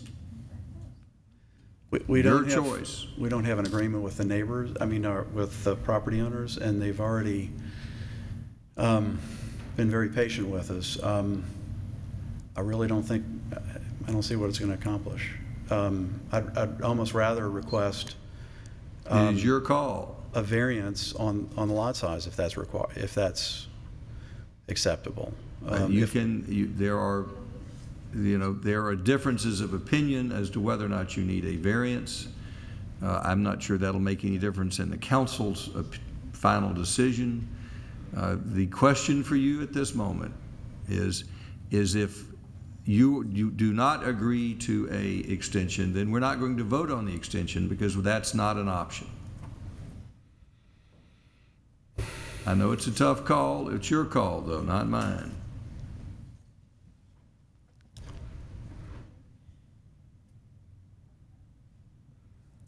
Mr. Mayor, if the end result is just going to be redrawing some lines, then I withdraw my second on that motion. There's no point. Mr. Mayor? At this point in time, there is a motion. The second has been withdrawn. Is there a second to Councilman Orland's motion? Second. Councilmember DiPolito is seconding that motion. So the motion is still stands. So, Mr. Mayor? yes, Councilmember Wynn. Is there a possibility to take maybe a 10-minute break to have Mr. Arms? We're taking a 10-minute break. To talk to Mr. Townsend, please?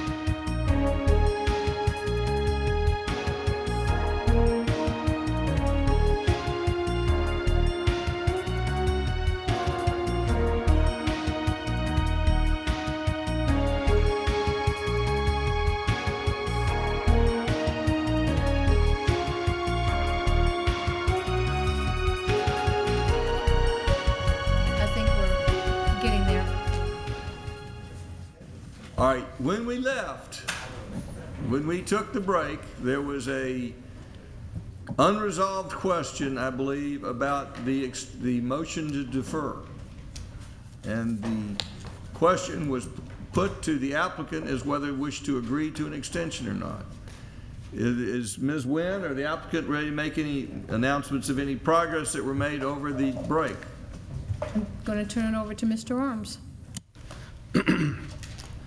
Can I address the 14 items first before I agree to that? Or Certainly. We have gone back and forth on the 14 items, and the last communication was yesterday with my comments in all caps. I don't have a copy of that with me, but if we can agree to incorporate that in there with a good faith effort to have the Design Review Board review that document and make decisions based on that revised agreement, I mean, we don't have a problem agreeing to that. I mean, we assumed we were going to sign it and agree to it with the community. So if you reference it as such, you know, hopefully that'll, with the combination of just showing how those lots could become the minimums, hopefully that might make the deferral request go away. So do you wish to move forward with this decision tonight and not defer it? I really would. All right, then I think the agreement to agree to the extension is off the table, as I understand it. So we're back to do we need to revise the motion? Yes, sir. Let's restate the motion from ground zero. Oh, God bless you. You would make me do that. Okay, approval of the site plan and the rendered site plan marked Exhibit A. And I want to add that to the number 1 of the following conditions of staff. Also add condition that the DRB will review the project with the exception of the RS4 detached homes, since that is not in their purview. Number 6 would be that the planning and zoning director will look at the cottage court and, I'm sorry, the numbers I had. 39 to 46. 39 to 46 to see if that can be cottage court meeting the UDC requirements, plus not go over the maximum number of units. And number 7, I hate to do this, but I will, that the 14 items that was relayed by Mrs. Van Pelt be addressed by the DRB and any of the staff members, as if any of them can be enforced and incorporated into the land disturbance permit process. There's a motion by Councilmember Nguyen. Is there a second? Second by Councilmember Diamond. So now we're open to discussion or questions regarding this motion. And we'll hear from anybody who wishes. Councilmember Eigelhardt. Believe it or not, I actually do appreciate Mr. Arm's efforts to work with the neighborhood and make a lot of changes, and I think you're headed in the right direction. So I think that's very good. And I think in the end, things could work out. There are a lot of things that could actually work out well. But nothing on you specifically, but I have, as I've said, serious concerns about our process, that we are created this UDC that opened up so many things that are so far beyond what we used to allow, and now we're basically going to say, well, don't worry about that as your starting point, just kind of make it up and go from there, and if we can get more in there than really should be, that's okay too. So I'm, a site plan that's not totally done, and may or may not meet all the requirements, but certainly going to have very small lot elements. I just think it's a mistake, particularly when it's not on. There are places in Roswell where it probably makes sense to have some of these, and that's why we created those things in the UDC. But we did say in many of the discussions we had, people up here said, well, we don't want to just put this anywhere. It's going to be in targeted places where it matters, and this is not one of those.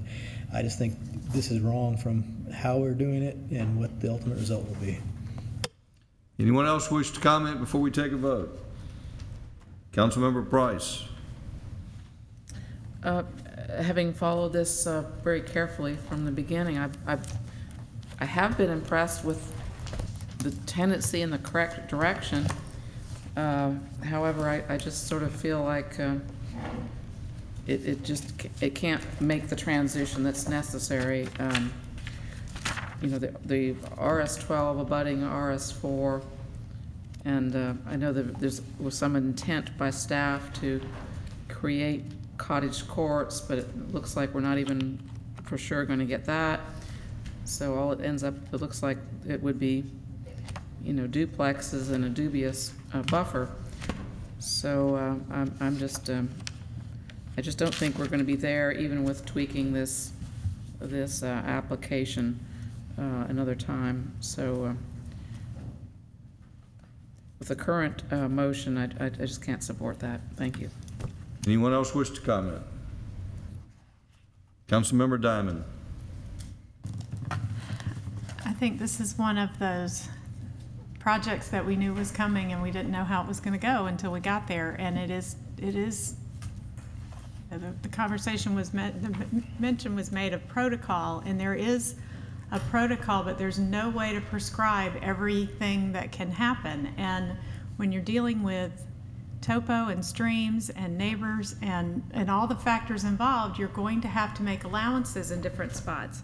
I do think that, you know, this was one of the AG Fulton County properties that we didn't have a zoning on, and it is a transitional property, and we're actually downzoning part of the civic property and making that residential. So you're actually getting a less intense use. I mean, the church could build a youth building on that line, and that would be a totally different use. I think there's a real opportunity here for a transition between Holcomb Bridge and the single family, and I think that it's a common misconception that bigger makes more value. And when you build, you know, a project like this, you're going to have to make those small homes pretty darn nice to get the price that you want to get to make this project worthwhile. And as somebody who just downsized considerably, and my house is 7 feet from the house next to me on one side and 10 feet on the other side, and you can't get in my neighborhood. People are driving through all the time trying to be there. I drove through the neighborhood I grew up in, right behind the old junior varsity yesterday, and those houses are right next to each other, and you can't get one. They are cute, they are close, they are a neighborhood, they are a cohesive network. And I think that, you know, we have not thought that way in the suburbs. And I have seen big, cheap houses put up that don't do anything for you in the long run, but high-end, smaller can. And when you're inviting people to come and live in your area, I think when you encourage empty nesters, and I know there's some discussion about townhomes and empty nesters, but I can tell you they're selling them like hotcakes over here. There is that opportunity for people who don't travel in the rush peak hours. They don't have kids. They're not trucking back and forth at all the times. And having been one of those frequent travelers on Fouts Road, I mean, when we had the conversation about adding the other entrance to the park, I thought that would be a huge benefit. And I said, you know, all the traffic on Fouts will have an alternative to get out onto Holcomb Bridge or Eves Road. And what I heard from the neighbors was, no, it's not a problem now. And now apparently it is a problem. So I really feel like this is an opportunity. I don't have a relationship with this developer. Consequently, I don't know what the inference was about that. It wasn't me. I haven't talked to anybody about how I vote, hadn't decided till I got up here. But I think this is an opportunity, and I think we're going to be disappointed potentially in what comes if we don't take this one. Thank you. Anyone else wish to comment? Councilmember DiPolito.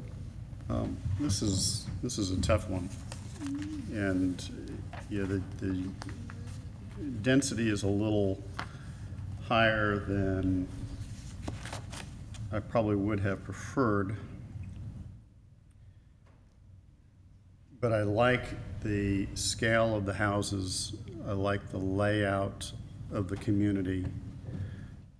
I think Councilmember Diamond said we have an opportunity here, and I think we do, because it's different, and I think that's what makes it so hard, is that it's so unusual. We aren't used to having developers be this creative, which creates challenges because you're doing things that are unusual and they don't fit in the box. They're outside the box. And I respect that. I think that's, there's a lot of effort there. Is it perfect? No. I think there are, like I said, if we could lose a few houses, I'd probably be happier, but I understand it. It's expensive to make things like this work. I really like the fact that we included the additional conditions. Thank you. You're welcome. Because those are important to the neighbors, and I think it's important to include those. And I'd say based on what Mr. Arms has done so far, I fully expect him to do everything he can to make that work. And I know Mr. Davidson will be in those DRB meetings and will be very aware of that since with all the discussion we've had. So it is a challenging one.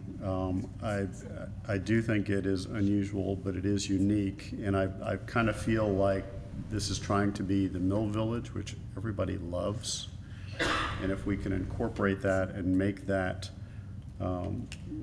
recreate that feel on this piece of property, I think you'll do something really special. So have high expectations, and I think I'm still cautious, but I think I'm okay. Anyone else wish to comment before we take a vote? All in favor of the motion, raise their hands. That's Councilmember Diamond, Depolito, and Wynn. All opposed? Orleans, Price, and Eichelhardt. If this property was on the south side of 12 Stones, I would be voting with the folks on the right. Given that its proximity to Holcomb Bridge Road and the transitional use, I'm going to be voting with the folks on my left in favor of this zoning, so it passes 4-3. Next item, please. Thank you, Mr. Mayor. The next item, actually, Mr. Mayor, the next two items go hand in hand, and this is the Kia dealership, number 11 and 12, and they are asking for a deferral until June they're not asking for a May deferral? 27th. May 27th? Mr. Mayor, I do have a problem putting this on May 27th because that is the second reading of the budget. I would prefer that it goes on June the 8th unless there is some extenuating circumstances why they want it on May the 27th. But if that's going to be our second reading of the budget, I would... Is the applicant present? No. You may, is your motion to put it on what date? I was going to put it on June the 8th. Staff, does that create a problem to put it on June 8th? No. So is your motion to put it on June 8th? Yes, sir, it is. Motion to defer to June 8th by Councilmember Wynn. Is there a second? Second by Councilmember Diamond. Does anyone in the audience have come to discuss this matter? Any public comment? Any further discussion by council? All in favor of the motion to defer to June 8th, raise their hands. That is Councilman Orleans, Wynn, Depolito, and Diamond. All opposed? Councilmember Price. Councilmember Eichelhardt is absent. Oh, you're in the affirmative voting to defer? Yes. So that is unanimous. Councilmember Eichelhardt is absent. So that's 5 votes in favor of deferral. It is deferred. Next item, please. Okay, thank you, Mr. Mayor. The next item is acceptance of the East-West Alley Master Plan approval of the Phase 1 implementation plan. And since Ms. Wakefield is not here, is it going to be Mr. Townsend or Ms. Courtney Langford? But I would like to say something real quick, if I could.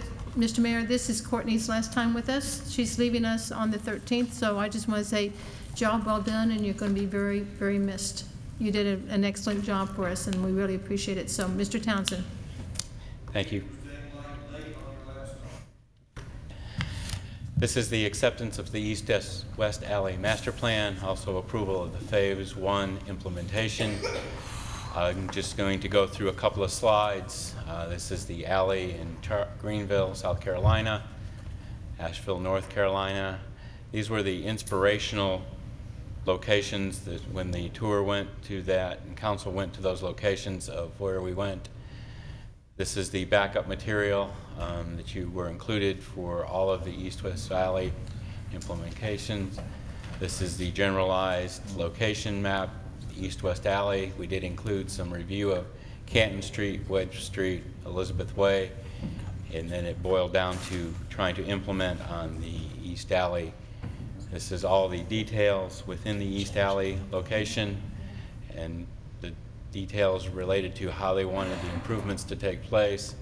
This is the Phase 1 implementation location showing where we'll deal with stormwater issues, controlling the pavers and locations. As we indicate, we have the optional items dealing with the overhead utilities as well as the overhead string lights in those locations. The poles, this is a representation of the poles, the power lines being removed. Another location, the power lines being removed. Staff would recommend acceptance of the East-West Alley Master Plan and final report and the approval of the Phase 1 implementation plan. If you have any questions. And I want to thank Courtney for all the work she did too.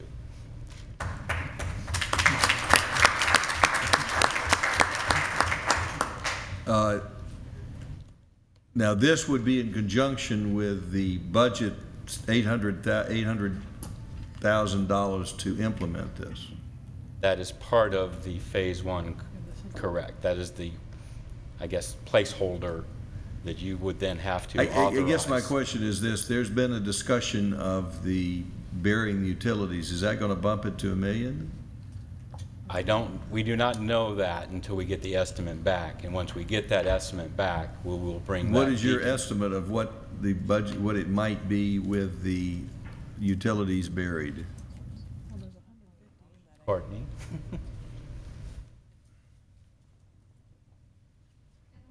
Sessions, we had originally opposed $435,000 to bury all of the utilities. That is just a rough estimate. We are looking at getting binding estimates from all 3 utility companies, as well as an estimate from Mir Electric to bury the connections. As Brad said, that number may vary, but we did originally estimate $435,000. $155,000 of which is currently in the $800,000 budget. But the bigger question is that we currently have $800,000 in the budget. Do we have an estimate, if we bury the utilities, what the overall cost might be? We won't have that till we receive the binding estimates from the But we utility think it's going to be more than 800. Yes, it'll definitely be more than 800 because that only includes $155,000. Okay, but we don't know how much more. Good enough. We'll have to address that later. Chair. Councilman Orleans. I think you're bringing up the budget question, and I think it's something that needs to be discussed at the work session on the budget of allowing that money in there. But when this got started, Hisham was starting to build spend his own money to build a plaza in the back of his restaurant. And then we kind of put a hold on that and indicated we needed to get a master plan together. But we never said we were going to pay for it all. And I think he was motivated to do it with his money or good part of it. And I think we should have a sharing of the cost on this with the property owners. And I think that should be a discussion that we have at the work session perhaps, or change the wording in there so that in the future it is looked at as a sharing so that people aren't thinking we are just paying 100% for everything that goes in there to improve the properties. We don't even have ownership on some of this stuff, which I know was mentioned by Councilman DiPolito in a conversation we had. So I think we need to have a total discussion on the cost of this whole thing and how it could be possibly shared without us just providing it off for everybody. But tonight we're approving the plan. And are we approving any budget items tonight? No. Just the plan? All right. Thank you. Councilmember Price. Yeah, I'm excited about the concepts and the plan. There's some elements that I'm not in favor of, for instance, burying the utilities. I think that's a long run for a short slide.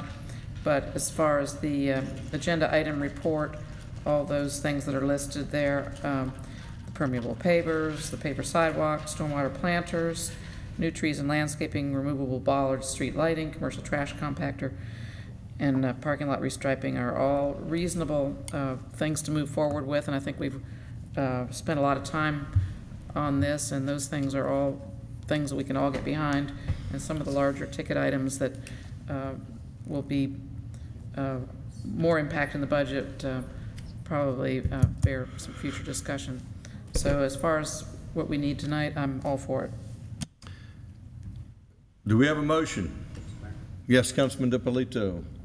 Comment on the plan itself. We are showing new landscaping in the existing granite planter, and at the work session, I think I had suggested we need to make that at least a double row of hedges or consistent with the UDC, whatever that would be. So, and my goal is that if we're going to be building or reworking a parking lot, we should follow the UDC guidelines. You're on Appendix B?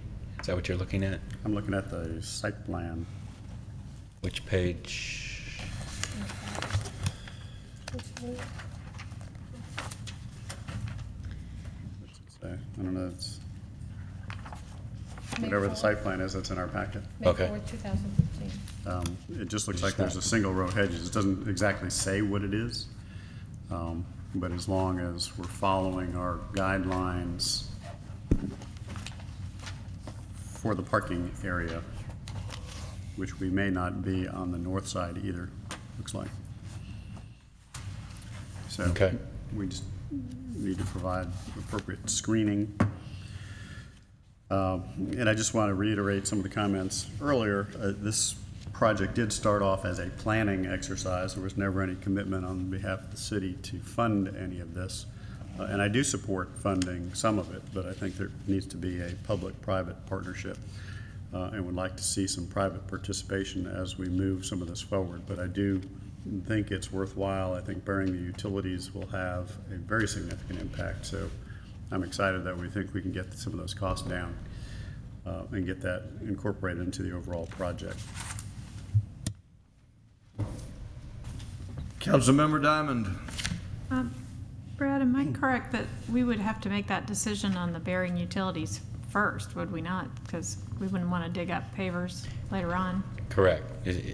We wouldn't go ahead with the other types of improvements unless we know whether the lines are definitely going underground or staying above. Okay, so we'll.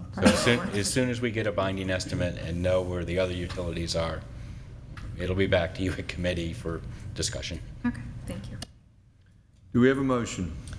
Yes, Mr. Mayor, but I'd like to add two things to the resolution, if I may, and I did run these, Mr. Townsend, Ms. Langford, and Mr. Davidson have looked at them. In fact, I think Courtney wrote them.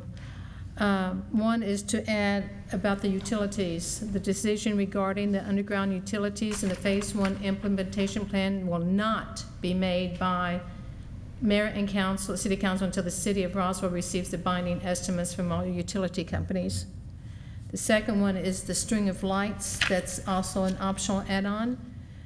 If Mayor and City Council elect to include the additional add-on of overhead string lights, a written approval is obtained from all affected property owners before installation. And the reason is that while the majority of the improvements are proposed occur on city property, there's some that's on private property, and we really need to have some type of agreements before we start hooking things up to private property. So I would like to add those two in, and they're written right here if you need them. So I would like to add those two to the resolution, please.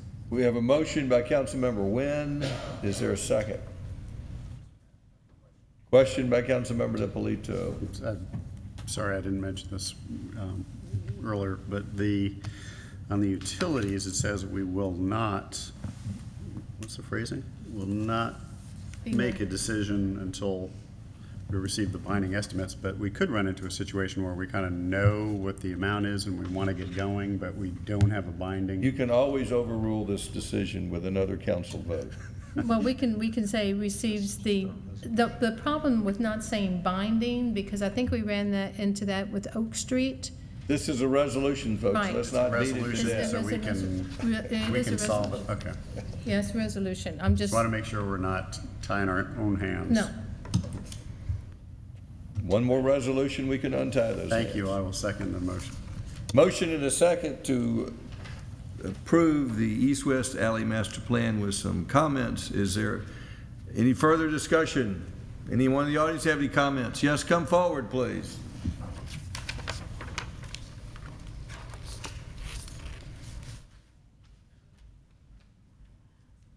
Shannon Schneider, I'm the owner of Synergy Fine Art on Webb Street. I've been involved in this process for, I guess, about 19 months now, and I want to thank Courtney for all her hard work. She's done a great job. And I'm very happy to see that we're poised to kind of like get off the mark with this project. I'm very happy that we're looking at the potential acceptance of the overall plan. I think it's obviously important that we start with East Alley. It's the logical piece. It's the part that's kind of easy for us to wrap our arms around. Obviously, being a Webb Street business owner, I know that we can't really get to West Alley or Webb Street without starting and completing East Alley, so I'm very happy to see that starting. However, I want to make sure that everyone understands that those of us that are on the other side of Canton Street, we have been very patient with looking for some very basic amenities. East Alley is getting a lot of bells and whistles, which are going to be great. They're all going to help us as business owners. But on Webb Street, we're looking for some basic things like sidewalks and lighting, things that are really big safety issues right now. East Alley is going to be a great pedestrian-friendly, well-lit perk to Canton Street, but Webb Street is looking for some really basic things like a sidewalk and some lighting to make that area not just adjacent to Canton Street a draw for people to come down there, but it's really a safety issue. We've got parking there, we've got valets running cars up and down that street. There is no easy way for people to walk down there to go to the Mimosa extension back where their cars are parked and to the new condos that are down on Webb. So again, it's great that we're doing East Alley, but I'd like to see us rather quickly turn our sights to just some basic things that we need on Webb Street. Obviously, West Alley is going to be a much tougher row to hoe. We've got topography issues there that are going to make it a much more difficult thing to do what we're doing in East Alley. But I would like to see Webb Street kind of pulled away a little bit, peeled off if we can in another phase from what we might want to do with West Alley, because I think there's things that we can do on Webb Street. I know we have a right-of-way issue with the Canton Antique Market corner, but I would really like to see the city be a little bit more proactive and maybe a little more assertive with bringing to some of those property owners suggestions for how we can address that right-of-way issue so that we can get at least some basic things like a sidewalk and some lighting on Webb Street. And again, I think the whole idea of partnerships with the property owners, that's been discussed all along. I think there are many, many business owners along here that are more than willing to have those financial partnerships with the city. We need to just have that dialogue and those discussions. I certainly know that the person that I lease from, would be more than willing to embrace that. But for some of those property owners, the city, they're going to look to the city to bring them the plan, to say, these are some things we'd like to see done. What can we do? I bet the owner of the Canton Antique Market would be more than happy to see a lovely sidewalk there adjoining their property if they knew that the city and them could come to an agreement. So anyway, I'm happy with where we're going. Thank you for your time. It's a very late night.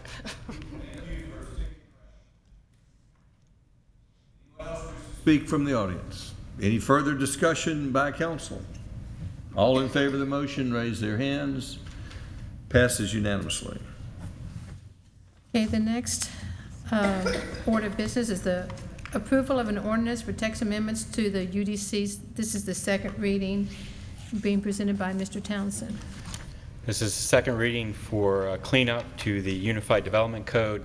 The spreadsheet given to you provided the red indicated changes at first reading, the blue indicated the changes that were identified at second reading. The one that was called out by Councilmember Price is actually number 19.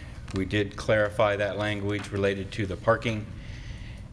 Dealing with the vehicle parking spaces are required per dwelling units per section 10(1)(3)(b). That is the table that goes with the multifamily section, dealing with the parking, dealing with the residential uses. So these are the recommended changes. As mentioned at first reading, a majority of these changes represent the changes in the soil erosion section of the UDC, identified that the city engineer requested dealing with that section of the code. If you have any questions. Does the council have any questions? Mr. Davidson, would you read the ordinance? Thank you. This is an ordinance to amend the Unified Development Code. Now therefore, the mayor and council of the city of Roswell, pursuant to their authority, do hereby adopt the following. The Unified Development Code adopted February 24, 2014 is hereby amended as set out in Exhibit A attached hereto and made part herein as though fully set out. And if approved, this will be the second reading. Do we have a motion to approve? Motion to approve. Motion to approve by Councilmember Wynn. Is there a second? Second by Councilmember Orleans. Does anyone in the audience have any questions or comments? Any further discussion by council? All in favor of the motion, raise their hands. Passes unanimously. Okay, moving right along. Approval of an amendment to the UDC, Section 11.6.4, Development Impact Fee Computation. This is the first reading. This item was deferred at the April 13th Mayor and Council meeting, and it's Mr. Lee. Good morning, Mr. Lee. It's almost morning. It's almost morning. Let's hold out an hour and we'll be there. Good evening, Mayor and Council. What we have before you tonight is the... Don't use that word west. Just call it the elementary school on, the new elementary school on Highway 9. You're not there yet? No, we're not there yet. I don't want to hear that. Okay, I'm going to talk about impact fees. We'll be all right. So what I have before you tonight is the impact fee ordinance, and specifically the plan that we are presenting is what we called option C, and it's on the screen before you. So you'll see the tiers for our residential unit, industrial, commercial, office, what the rates would be per unit, and for the non-residential per 1,000 square feet, and then what the current fees are. Additionally, this would be based on our existing CIP and the projects that we have in place. So based on our growth and our CIP is how we come to these numbers. Does the council have any questions for staff? Councilmember DiPolito. Mr. Lee, I know I've asked this question at each of our meetings, but the current fee for the commercial is based on a supermarket. It's actually not based on a typical shopping center. And I wonder if you have looked at that current fee as being representative of an average fee. Because I've looked at the chart, and if you look at typical retail shopping center or shopping center, the number is closer to $1,500, I believe. So it's significantly less than that, which means that we're doubling the impact fees for industrial. We'll be doubling them for commercial, close to doubling them for office, and doubling them residential. So I guess across the board with this presentation, we're effectively doubling. And I guess I have concerns about that in an environment where development's not quite back yet, and we're still trying to encourage people to invest in our community. So I think there's a little bit of a different story with the residential market that's really thriving, and apparently we've talked to some residential developers who don't seem to have a concern about it. Personally, I hate to start putting the brakes on when we're just starting to see some activity. So I do have concerns about that. So that was more of a comment, but my question was, had you looked at that commercial current fee and really taken a look at what a typical retail would be? We did look at what our various categories are, and it does come back to, when you look at across the board, the average is somewhere around $3,000 for all the various categories, depending on which category you're in. I think there's a in terms of that, we may be comparing apples and oranges. This particular approach goes absolutely back to what we anticipate to fund in the CIP from growth. So this fee really is based on what we say we're going to pay for from impact fees. So in the past, we had a set of money, and we set all of these categories, and here's the money we're going to make. In this particular scenario, we said, here's our growth, here's our projects, here's the cost of those projects. And so we said, here's how we're going to pay for those projects. So that's how these particular fees are set. If we wanted to adjust the fees, we would adjust how much we are funding in the